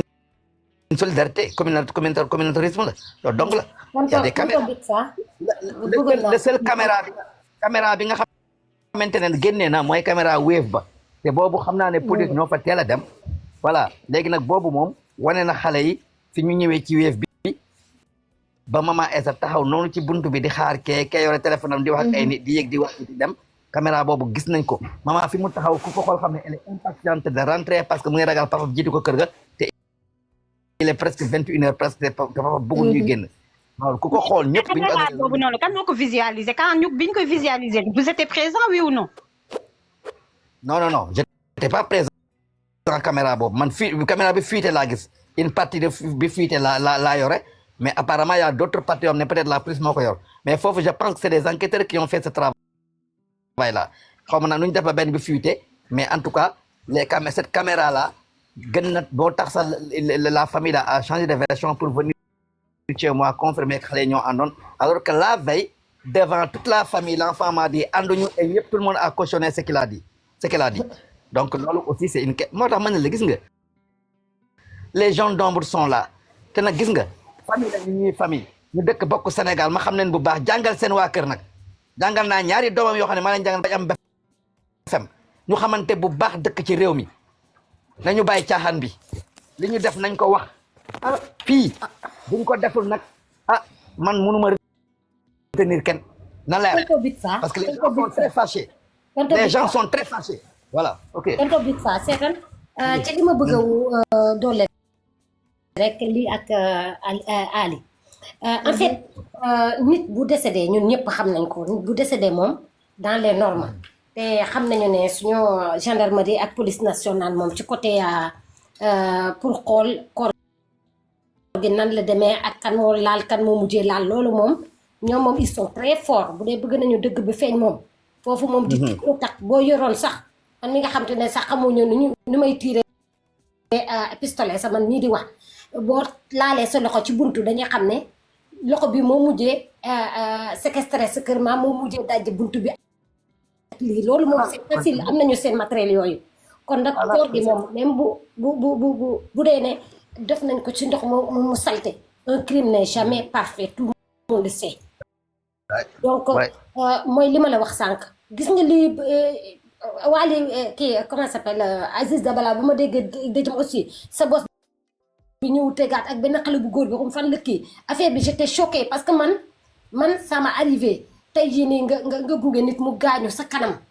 yow nga xam te ne bu dee nit normal nga te doo dëmm doo dara ngeen baal ma ci wax bi yow pour nga nekk sa ak nit kooku gaañu noonu te bu nekk sa dara sa da ngay tiit parce que daf lay tiital parce que xamoo loolu kon aussi nga jël nit muy vivante comme ça une personne vivante comme ça humain nga mën ko def lu metti nga koy xool muy souffrir ba nga ñëw sànni ko ci ndox mu salte gën a naqaral ay kiyam quand même nag bu ñu bëggee xam kay dëgg bi fu mu feeñ fu mu nekk moom dinañ ko xam moom balaa ñuy demee ay dañ koy suuleeg dañ koy parce que man moom personnellement mosuma ko dégg fii nii ñu suul nit sulli koo kii noonu te tonto bi fa nee na bu ñu kiyee am na ñaari frère am moom ak cousin am ñoo dem pour xool kii bi parce que c'est normal parce que papa la te moo jur te affaire bi dafa metti il était dans le choc mënul dem xooli affaire yooyu noonu mën na tukkee crise beneen affaire amaat xam nga mbokkam ou bien il préférait que mu éloigné mu yónni ñi nga xam te ne am na confiance ñooñu dem xool comme ñooñu dem nañu xool te moom mii aussi c'est un intellectuel il n'est pas fou xam na ne ah lii mooy lii depuis bu mu waxee ne sànni ko moom moo demal boppam ba ca kër ga laajte ñu wax ko ay version yi nga xam te ne dalul xelam mu dem ak xaritam yi xaritu Aïcha mu dem xoole affaire yooyu noonu xam nga am na yi nga xam te ne aussi boo ko dégloo dangay boo analyser toogaat analyser danga xam ne lii jaadul ñoo yoon ak lii jaadul yoon wax bii ni am na maanaam parce que moom depuis début ak madame bi moom dañuy ñëw rentre dans les panels de ambassadeurs mala guerrier wax ñii di leen déglu mais même version depuis le commencement la wax ba léegi tonton Big Faa mi changé wul dara pour nga xam ne tey bu doon am na li nga xam te ni daf ko inventé ou bien des choses qu'il essaie de manipuler les gens ma di ut beneen yoon ñi di déglu aussi ñun ñi on n'est pas fou nañ xam ne kii lu mu wax am na version bi nga xam te mos na ko wax lii dëggu na lii dëggul mais même version daa mel ni xam nga lu dëggu moom boo ñëwee rek da ngay jaaraat foofu noonu ci yoon doo fi nekk sa di am li nga xam te ne kii wax dëggam si yàlla ñun Sénégalais yi sonn nañu surtout comme disait maman Africa sànq maman patriote tey jii nii da ngay jur sax maa nga am ay doom maa nga ku nekk am nga famille ngay tiit nga tëdd nga ne est-ce que man tey jii dinaa yeewu est-ce que man lii du ma arrivé te lii nga xam te ne ëpp lu ñu kenn ci Sénégal bii nii ñun ñëpp bokk Sénégal ah ñun ñu ngi ñaan rek dañoo mën a ñaan kese bokk génn ci naqar bi ñi nga xam te ne ñoo yoree dossier boobu noonu nañ ko soulever ñu teg ko ci table bi ñu xam aussi ñi dee noonu lan moo leen rey parce que lu nekk balaa nga suul kenn kay di nga xam autopsie bu dee ne dafa lekk dara bu dee dañ ko xoj bu dee dañ ko jam il y a des preuves quand même man parce que nit ki mënul dee noonu rek ñu suul noonu et puis Sénégal bi mosuma dégg fi nga xam te suul nañu nit est-ce que état day permettre nit ñi boo suulee ba pare bu dee am na ay jikki jàkk fan comme nii ñu dem suuli xoolaat comme Europe on ne sait pas loolu aussi beneen cas la te aussi nit ki aussi mënul jur doomam ba war ko tekki ñu rendi la ko noonu ñu tegal la ko nit ki nekk ak famille am di vivre comme si rien n'était nañu waxante dëgg nag te ñi xam xanaa xamuñu suba dinañu mos a dee nañu jàkkaarloog seen borom lu leen tere noppi dañu bañ a wax aussi dëgg bi ah mën nga dem sa wax sax ñu am nañ koy kolo nga xam te ne ñi duñ la feeñal bu dee da ngaa bañ aussi dara dal la ak sa famille loolu yëpp am na ah on est tous des Sénégalais même bu dee séeréer nga danga dem dëkk foofu noonu ñun ñëpp dañoo tas ñun làkkat yi yëpp Sénégal làkkat lañ ñëpp dañoo tas dem uti pour sa njaboot yaa ngi nii nga doon jàngal seen doom yi ah ñooñu war a tekk sa doom nga suul metti na ci xol nag nañu waxante dëgg autopsie mënul bañ a am moom parce que moom gendarmerie mën a fa nekk police nekk fa sapeur nekk fa ba pare autopsie du am loolu foofu noonu mënu man sama xel bi dafay jaxasoo foofu noonu mënu je ne peux pas comprendre ça parce que balaa ñuy suul moom gendarmerie day xool voilà scientifique day ñëw ñoom ñëpp dañuy ñëw dégâts yi ñëpp ñu xool affaire bi nu mu demee te sax ñoom dañuy sol gant pour wan la ne lu ñu war a gis nañu ko xanaa kay résultat la ñu joxul nit ñi man de loolu laa amoon pour wax tonton bilaay saa yu ma ko déggee rek sama xol bi day kii affaire rey bi xale yi dafay métti trop moom métti na ba pare yaa angi si roche am na yu bëri lu ñu wax bilaay mu gën a gudd rek jóg ñëw xol bi tooyaat encore merci Diop soxna tijji sa micro Diop soxna asalaamaaleykum. waaleykum salaam. maa leen di nuyu di leen ziar bu baax a baax. ñu ngi lay delloo ziar bu baax. di masawu suñu frère bi bu baax a baax a baax a baax di masawu soxnaam tamit bu baax a baax a baax. di wax ne c'est pas quelque chose de facile ndax ku nekk si ñun xam nañ ñun ñëpp ay yaay lañu te doom dafa sax si xol te impunité moo nekk loo xamante ni nit bu ko dund da ngay essayer de survivre mais tu vis pas da ngay survivre parce que de un ay jullit lañu da ngay survivre parce que t'es obligé am xale bi génn àdduna am na ay sœur am na ay frère da ngay essayer de survivre pour ñoom mais au fond de toi tu vis pas parce que tey si tey bu fekkente ni leer na ni yàlla suñu borom bi moom moo faat danga naan ah yàlla moo ma ko joxoon moo ko jëlaat mais imaginer ñu ne la doomu aadama moo sabab faat bi te mu leer ni ñun en tant que jullit malgré que dañuy gëm-gëm lu yàlla te gëmuñu ko ñu xam ne diine dafa ne ku faat nañ la faat te yàlla ku maandu la kon donc xam na faat doomu aadama lu metti la beneen chose bi mooy man je me dis que papam li mu wax nii dafa clair dafa leer y a pas ay dem gauche wala dem droite parce que bu fekkente ni tey xale bi dafa xiif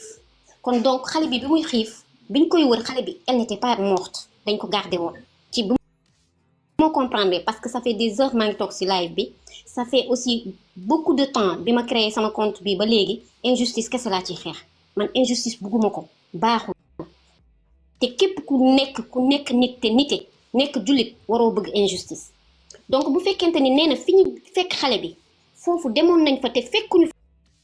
fa xale bi kon donc corps bi dañ ko déplacé ils ont déplacé le corps dañu xool ba moment bi nga xamante ni moment bu opportun la ñu déplacé corps bi ñu indi ko foofu noonu kon donc bu fekkente ni papa ji lii mu wax yépp man je me dis que c'est quelque chose de prémédité dañ ko prémédité woon maanaam dañ ko préparé woon xaw ma nag lu tax l'enfant n'a rien fait l'enfant n'a pas demandé à naître soo amee compte yi ngay rendre demal nga rendre ko ak parent xale bi mais xale bi deful dara c'est une fille bi nga xamante ni elle était très jeune elle avait tout l'avenir devant elle vous voyez donc tey naka nga mën a jëlee tey nga ni man tey kii papaam am naa ak moom benn compte bu may rendre wala yaayam rek donc naa ko fay ci doomam parce que xam nañu doom fu mu toll ci waajuram xam nañu tey bu ngeen bàyyee seen xel temps yële passé am na benn histoire bu amoon juste rek bref ci defe naa Guinée la woon gars yi dafa jotee ak copain bi mais daf ko wax dinaa jël ci yow li gën a cher ci yow dinaa la def loo xamante ni di nga dund ba dee doo ko fàtt dafa jóg dem këram jël arme branche fekk fa ñetti doomam ñaar ñi daw dugg làqatu lu gën a ndaw li la rey bu bon mais xam nañu doom dafa sax si xol xam na doom fu mu toll ci waajuram mais c'est des personnes yi nga xamante ni ils sont très méchants kooku ku nit bu bon rek nit boo xamante ni nii nit bu amul xol la nit boo xam ne nit ku gëmadi yàlla rek moom mooy def noonu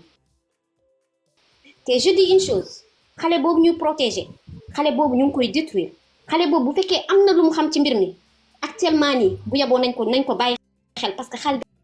xale bi dootul nelaw tranquille bu fekkee am na lu muy denc bu fekkee am na lu mu nëmb xale bi il sera plus jamais tranquille et elle n'est-ce pas jigéen la wala góor la jigéen la elle sera plus la même personne ça je vous le dis hein parce que nit dafa fort doomu aadama dafa fort rawatina xale yoo xam ne yéen a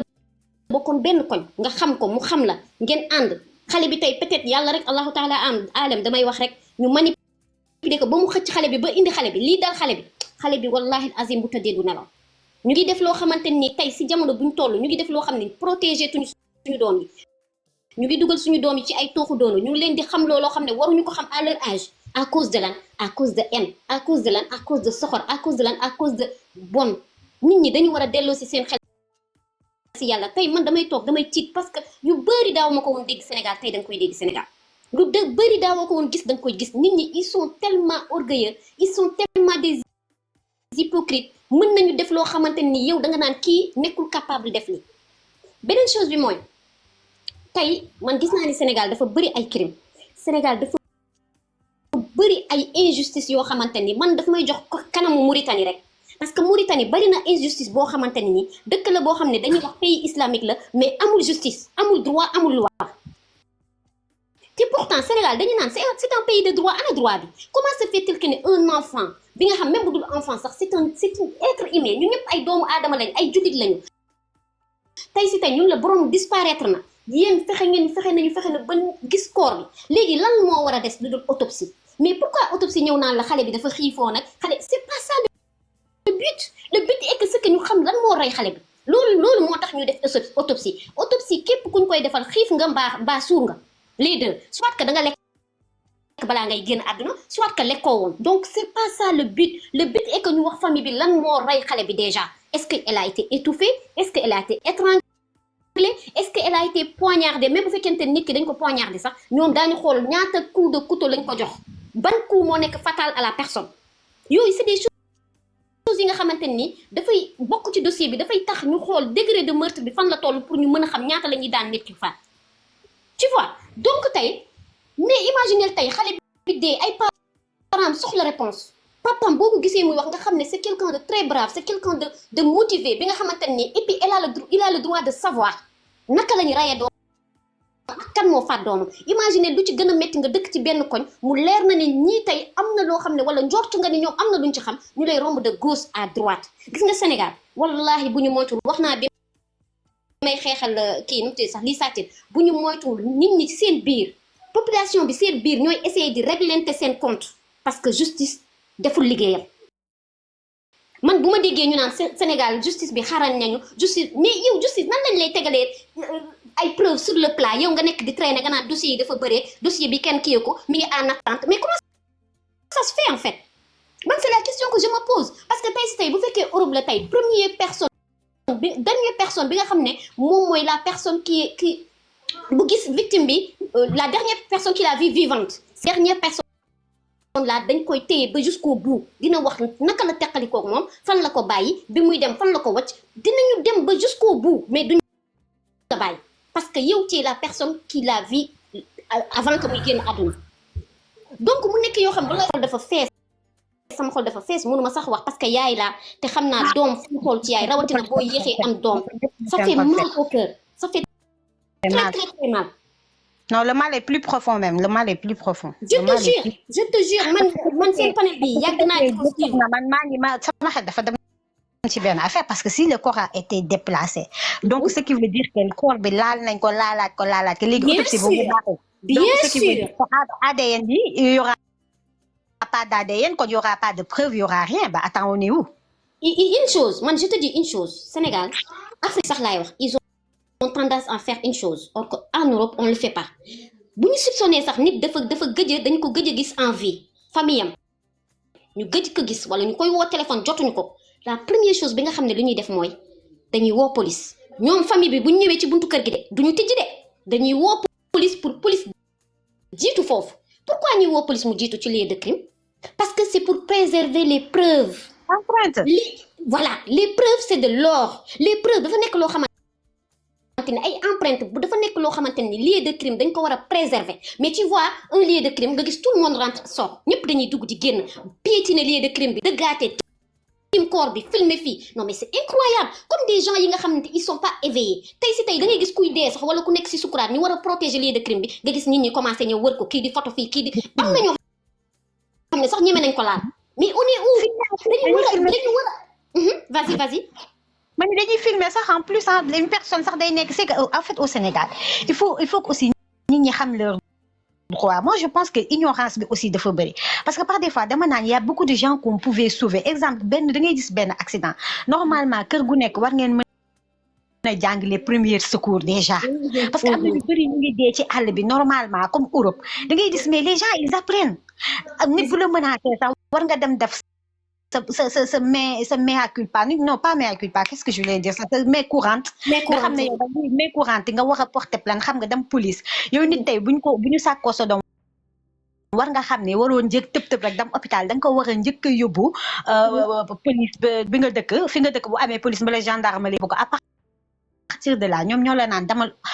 santé bi demal bërëb bi dara bërëb bi mais y a des gens yoo xam ne ils maîtrisent pas ça nit da ngay nekk ci dëkk xamuñu sax yow nit bu gaañoo na nga war a defal les premiers soins pour sauver ko donc par des fois Sénégal je me dis que y a beaucoup de cas yoo xam ne ñu bëri dee nañ par erreur nga woo sapeur pompier ñu war a ñëw secourir sa malade lu ñu lay wax on n'a pas d'essence nga woo police loo xam ne c'est ton droit le plus absolu ñu war a déplacer naan xale yi ñooy foowee téléphone bi mais y a tellement de choses le mal est tellement profond au Sénégal y a tellement de choses à dire nit ñi dañuy dee ci ay bêtises yoo xam ne xamuñu sax seen droit lieu de crime nga ñëw laal buntu yéen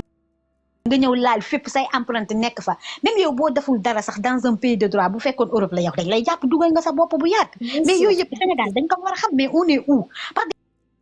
des fois je me dis que on dit que Sénégal waaw dañu jàng y a des intellectuels y a des patatis des patatas mais par des fois dama naan dañu cuune man yéen ñi cuune laa koy tuddee parce que moi je peux pas comprendre ça on est au 21e siècle dans un pays développé non mais j'ai une question par rapport au papa une question juste balaa may s'il vous plaît juste balaa may wàcc rek j'ai une question beneen chose bi aussi mooy damay lancer appel balaa may poser question bi comme ça ma bañ a monopoliser parole bi jox ñeneen ñi parce que sama première question balaa question bi sax je me dis que damay lancer appel bi may lancer moom on a vu que au Sénégal, il y a trop de morts. Il y a trop d'injustices. Il y a trop de documents qui sont classés. Il y a trop de documents qui se sont mis à côté, qui ne sont même pas classés, mais qui ne sont pas étudiés. Donc, moi, message bien lancé, moi. Moi, je fais un appel pour parents yépp yi nga xamanteni faat nañ seen doom et que tay amuñu justice. Parents yi nga xamné seen ay doom disparaître na ku ci melni li satine ku ci melni ñeneen ak ñeneen ñi nga xamanteni ba tay ñu ngi laaj justice amuñu justice. Man, je lance un appel à ce que ces familles-là ñu essayer xamanté seen biir, ñu essayer regrouper wu, ñu créer ben association ci seen biir pour se battre pour leurs droits. Bu ñu créer association boobu ba association bi taxaw ñu def ay manifestation parents bu ci nekk ci ñoom sol t-shirt créer benn t-shirt ku nekk nga defal sa doom wala sa parent wala sa yaay wala sa papa wala ki ñuy faat ki nga xam ne amul justice ngeen jël photo ngeen def ko t-shirt def ko ci lu ku nekk defal boppam t-shirtam def ci doom bi mu ñàkk wala rakk bi mu ñàkk wala jabar bi mu ñàkk te amul justice ngeen génnandoo sur le terrain parce que ñun bu fekkente ni Europe loolu lañ gënee gis nga tey Europe dafay am ku faatu par exemple nga gis tey famille bi bari wuñu de mais da nga gis ay milliers de personnes yoo xam ne dañuy génn nekk ci ginnaaw est ñoom ñëpp dañuy sol yére yu blanche demander justice mais tey da ngay gis même Europe fii benn noir bu ñu rey da ngay gis ay dizaines de personnes même pas centaines dizaines de personnes parce que on n'est pas unis gis nga yii nii bu amee te dëkk bi chaque jour nit ñi di génn di laaj seen droit dañu war a nekk unis parce que tey yéen a bokk menn naqar mi parce que tey kenn mënu xam douleur bi lu dul dunduloo ko ñun dañuy wax en tant que parent rek mais ñun mënuñu nekk seen place yéen donc yéen bu ngeen regroupé xeex seen colère indi ay journalistes tey réseaux sociaux yi ñëpp taxaw ñëpp di ci live wallahi je sais que justice sera faite beneen chose bi mooy est-ce que je sais que c'est une question bête ngeen baal ma mais damay laaj papa bi rek première des choses bi sa doom disparaître ba corps bi feeñ ba police jël ko est-ce que en ce moment là exactement da nga jël avocat wala da nga bàyyi ba affaire yi gën a sori tuuti nga doog a jël avocat. Voilà, merci pour la question. Donc d'abord damay wax ne rek leeral quelque part. Ce qu'il faut retenir dans le cas précis. mooy ne ba police ñu jël doomu la petite fille de ce faux jaraaf ñu def itinéraire bi mu jaar ak maman Aïcha. J'étais pas là-bas, mais je suis sûr que ci diggante boobu ils ont constaté une chose. Ils ont libéré la fille mu ñibbi seen kër. Ils ont barricadé le lieu. Pourquoi barricader nag? C'est ça la question. Bu fekkee ne da nga barricader mooy bëggoo kenn gis bëggoo beneen empreinte dugg fa. Donc tu dois faire un travail scientifique. Moo tax man je fais confiance à ces gens-là et j'attends le rapport. J'attends impatiemment le rapport parce que nag dañ ko barricader. S'ils barricadent, c'est parce que ils veulent pas que keneen melewu ci. Donc ils avaient des travaux à faire, des travaux scientifiques yoo xamante ne daf leen di permettre ñu mun a am ay éléments yu leen mën a édifier par rapport à ce qui s'est passé. Donc pour man le fait de la barricader loolu la mën a jëriñ. Bu fekkee dañ ko barricader c'est le procédure normale. Voilà, bu fekkee dañ ko barricader pour que bu kenn gis rek mais après ils n'ont fait rien de scientifique. Très sincèrement là en tout cas dina nekk lu ma jaaxal par rapport à une police. te police Sénégal man dama am respect parce que dama ci bëri ay xarit am ci ay àndandoo am ci ay parents te je sais que xarañ nañ. Donc man je leur laisse le bénéfice du doute à ce niveau. Vraiment man sama confiance du mos a dañ jusqu'à la preuve du contraire à leur niveau. Maintenant par rapport à l'avocat, pour te dire la vérité man mosuma woon xaar ñoom ñoo préparé woon avocat ñoom parce que ils avaient ce qu'ils ont fait peut-être. Man mosuma xalaat mbiru avocat par rapport à cette affaire là au départ mosul sax frôler sama esprit parce que man dama jàpp ne sama doom dafa réer dina feeñ. Seetkat yi aussi amul kenn ku ñu wax ne dee na dañu ne xale bi jusqu'au dimanche soir en tout cas tous les ñi ñu gis ne xale bi dañ ko séquestré ñun ñu am espoir ne peut-être dina feeñ. Moo tax biir xale bi ñu gisee le corps man je ne savais plus quoi faire. La seule chose que j'avais à faire mais dem à la police parce que personne ne m'a appelé aussi, il faut le signaler. Quand le corps a été découvert, personne ne m'a appelé pour me dire que ñëwal xool déedéet. Man maa mujj demal saa bopp toog mënatuma toog ma dem à la police au commissariat. Personne ne m'a appelé. Non, attends, juste une minute. Juste une minute. Identifier le corps. Pour identifier ton enfant. parce que doomam la Personne ne m'a appelé man maa demal saa bopp. dañ ko waroon dama ne wax dëgg yàlla dañ ko kon waroon na ma appelé man maa demal sama bopp y a aucun coup de fil boo xamante ne woo na ma ne ma monsieur Ndong kaay ngay xool kiñ fi for ndax sa doom la preuve man maa jël sama téléphone woo beneen commissaire bu nekkul au niveau de Bargny koo xam ne c'est un ami boo xam ne depuis ba may wut sama doom maa ngi koy expliquer jëm na leen sax woo la même nuit den expliquer mais nanguñ ko déglu so commissaire laa woo ma ne ko sëñ mu ne ma ne ko dama bëgg nga wool ma commissaire u Bargny ñu wax ma lu xew parce que maa ngi leen di déglu kenn woowu ma te ki ma gis ñu génnee sama doom la kooku ne ma bàyyi li ngay wax pourquoi tu dis ça pourquoi nga gis ku ñu génnee nga ne suñu doom la c'est pas possible ça ma xam ne kii il est choqué ma toog 10 minutes j'ai pas eu de retour man maa sol samay dàll jël oto dem au commissariat ba ma yegsee ñu ne papa xale bi yegsi na li ma dugal ci benn salle ma wax ak quelques éléments dem dugal commissaire bi wax ak moom après génn ñibbi sama kër mais amul ku ma woone ma ka identifié d'ailleurs man fi ñu barricadé woon ba ma fay dem dañ ma téye 2 policiers man leen sama doom la ñuy seet ñu ne ma fii kenn du fi jaar ordre lañ recevoir ci laa yéegee si kaw terrasse bi man dama ne waa ji la waxoon kaa ñu dem mu yóbbu la génne la fi gox bi ngeen nekk doon génne la foofu yóbbu la fu sori ba yóbbu la ci bâtiment yi bon kooku est-ce que deful loolu pour moom ñoom ñu mën a génnee kooku seen biir kër dem sànni ko foofu man sànq ba léegi ma nekk di xalaat est-ce que ñoom raxuñu leen yóbbu leen yéen ñëpp ful bi yëpp pour mun a génnee xale bi seen kër mun a dégager ses responsabilité yal na ma yàlla jéggal nag accusé ma kenn mais wax bi bu wax feebari na dégg dama ne mën na nekk parce que fam ñu yóbbu woon on n'avait rien à voir avec ça vu que son papa savait où étaient les enfants donc moom ba pare réaction bu doy waar tamit bi nga ñëwee nga nuyoo en tant que kilifa nga fekk fa ay kilifa fekk xale bi nuyoo laaj diw ana diw yéen a àndoon mu ne ànduma ak moom gisuma ko rek te benn parent newul diw wuyul papay diw ana diw yéen a àndoon kay xam nga dafa am kilifa nu muy doxalee ci biir këram loolu yëpp amul man tey damaa jooy sax maa ngi lay masaw di la jaale man moom xam naa ne moom je vous remercie question boobu lay répondre ma si parce que victime yu bëree bëri loolu mooy nekk première erreur bi parce que tey boo bëggee sa dossier sore ak foo mënti nekk ci monde bi la première des choses li nga war a def mooy wut sa avocat ñëw teg yow bu nga tooñee rek yow loo war a njëkk a def mooy indi sa avocat ñëw teg avocat bu baax na boo xam ne dina am accès ci dossier bi à tout moment normalement autopsie bi sax waruñu la ko jox loxo ci yoon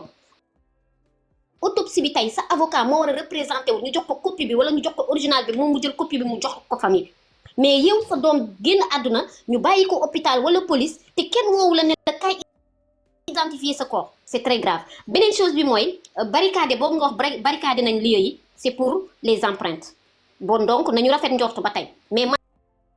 fu sama ñaawee mooy c'est normal bi la sax c'est normal exactement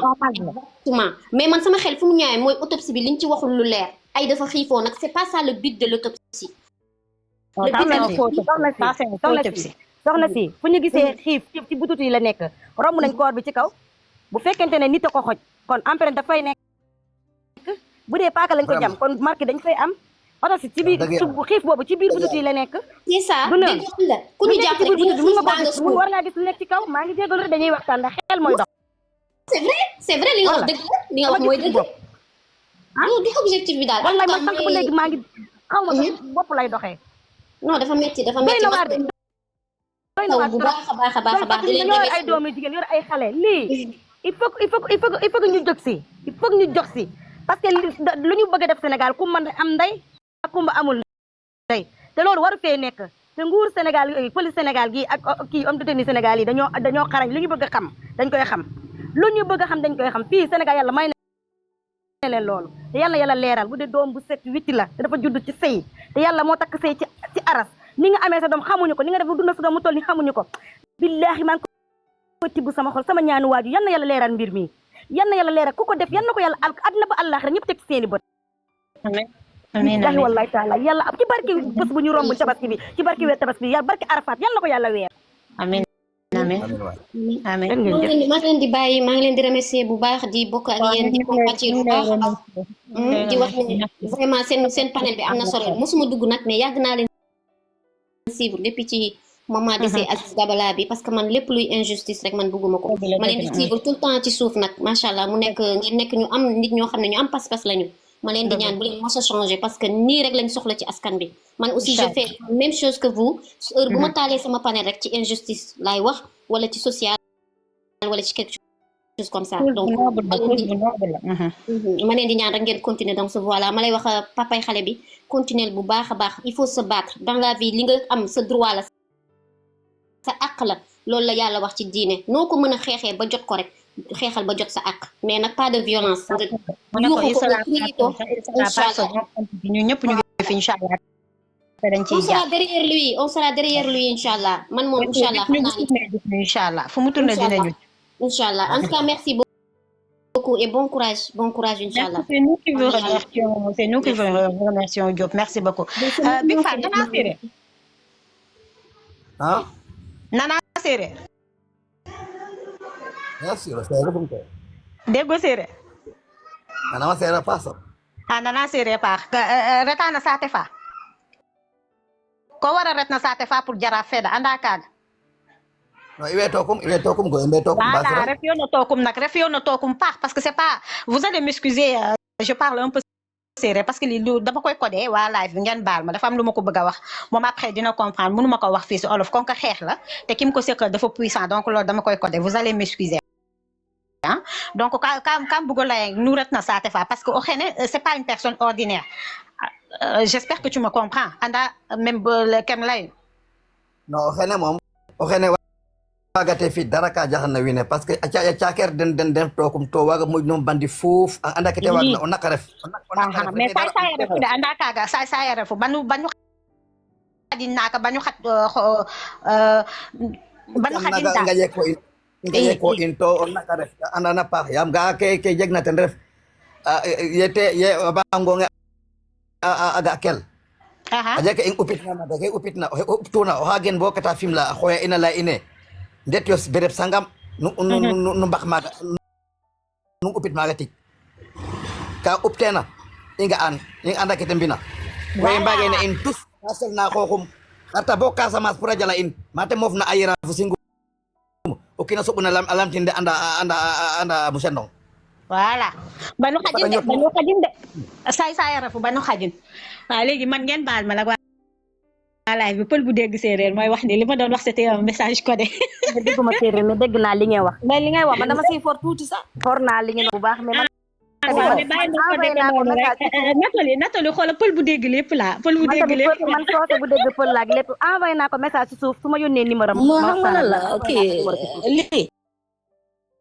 lii ñoom bu ñu eggee ci wéef bi fa envoyé naa la message ci suuf dégg nga d'accord fekk xale bi mu ngi doon wax téléphone gis ngeen téléphone boobu ñoom ñaar bi ñu nekkee ci wéef bi ñuy wax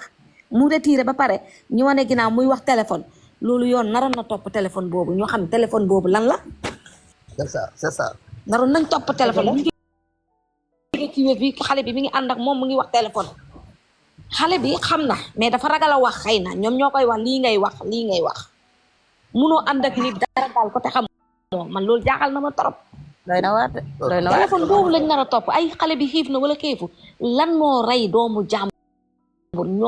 ñoom enquêteurs yi ñoom xam nañ bu baax lan moo ko rey xam nañu ndax ñoom kenn mënul gën a def seen liggéey ndax loolu seen métier la ñoom xam nañu bu ñu gisee corps bi fu ñu ko sànni noonu rek nan nañ xam ne dañ ko violé ba pare sànni ko ndax dañ koo rendi ba pare sànni ko foofu dañ koo xoj yëpp day feeñ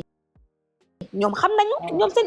liggéey kenn du ko won xam nañ bu baax lu ko rey xëy na mu am lu lalu si suuf lu nit xamul mais yoon xam na lan moo rey xale bi waaw crime bu fi xam nañ ko lii ndaw soosu wax Sankharé association bu muy wax nii comme tubaab yi lu ñuy def lañ nar a def ñëpp génn danay faj seen rongo ñi mais sinon kenn mënu koo xam aji balaa ma koy fàtte Big Fat bu leen fàtte bañu weec vidéo yi nga am noonu ba weecin de vidéo yooyu jote échappé noonu ba weecin garder ko bu baax faut même pas que nit am ci preuve merci beaucoup foofu laa doon jëm maa ngi koy bind sànq ci suuf waxe na nga pa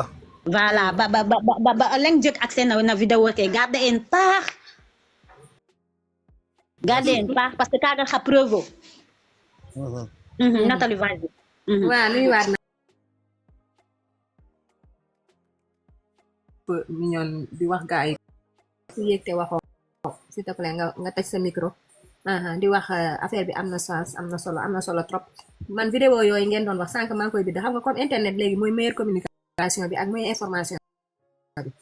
su fekkee yoon terew la ko danga ko war a ñaf ci kaw internet bi ñëpp di gis voilà parce que ñoom ñooñu li ñu def xaw ma foo jaraaf xaw ma jaraaf la xaw ma lu ñuy njaaga mooy njaag nopp yi koy dégg war a wér te li nga fi wax ku la dégg xam ni lu leer te wax wax ji ba nga dalee di wax ba léegi amul lenn loo ciy hésité lii ngay wax même chose la donc te ñoom ñëpp ñu ngi dégg affaire bi dañ ko war a leeral ñu wax nan la demee ñi nga xam ne ñoo leen jàpp ñu bàyyi leen ñi ñu war a jàpp ñu jàpp leen parce que Sénégal kumba am nday moo fa am ak kumba amul nday c'est clair wax nga ko sànq dem nga police ñu naan la xaar 72 heures moom il a fallu que 15 minutes mu woote waa police ñëw lan la da nga du Sénégalais yow voilà qu'est-ce qui se passe là la question loolu moo ma jaaxal man loolu moo ma si xalaat li ma si xalaat mooy pourquoi yow nga nekk ci sa doom nekk ci danger ñu naan la 70 heures rek demal si sëriñ ak te ñoom ñu mën a dem lijjanti affaire yi dugg bien sûr li xale yi def noonu nga responsable ba bëgg a dee tere leen ne leen bu leen ko def loolu police la waroon c'est ça bi yor na bu yorul téléphone tamit defe naa yor na téléphone war nañ ko mën a localiser bu fekkee yor na téléphone bu yorul téléphone tamit Wave bi bu ñu demoon ci fi mu jógee ñu topp directement dinañ gis fan la xale bi aw fan la ñu lay naan la ay demal 72 heures ba mal fait ba pare ñu soo fi nekk fii di jooy ak di kenn xamul xam nga dañ lay dugal sax si yenn wax yoo dul bëgg a wax Sénégal ci boppam ma ni lii moo fa am kumba am ndey ak kumba amul ndey tey te waa ji fi nekkoon sànq àll lu mu wax man dama koy bëgg a gëm nag dama koy bëgg a gëm neexul a dégg mais dama koy bëgg a gëm parce que boo xoolee yenn lu nekk ñu tëj ko si yii ñu toppatoo ko yii ñu bañ ko toppatoo lan mooy problème bi même Aïssa dañ ko rey tooñ ko fekk ko fi ko toog yónni ko créer ko moom sax bu demoon moom kese programmer ko yónni soow muy xaar ba heure boobu d'après lu fi Xadi wax sa ta femme donc lu ñu programmé la lan lañ gis si moom ay biddéew lan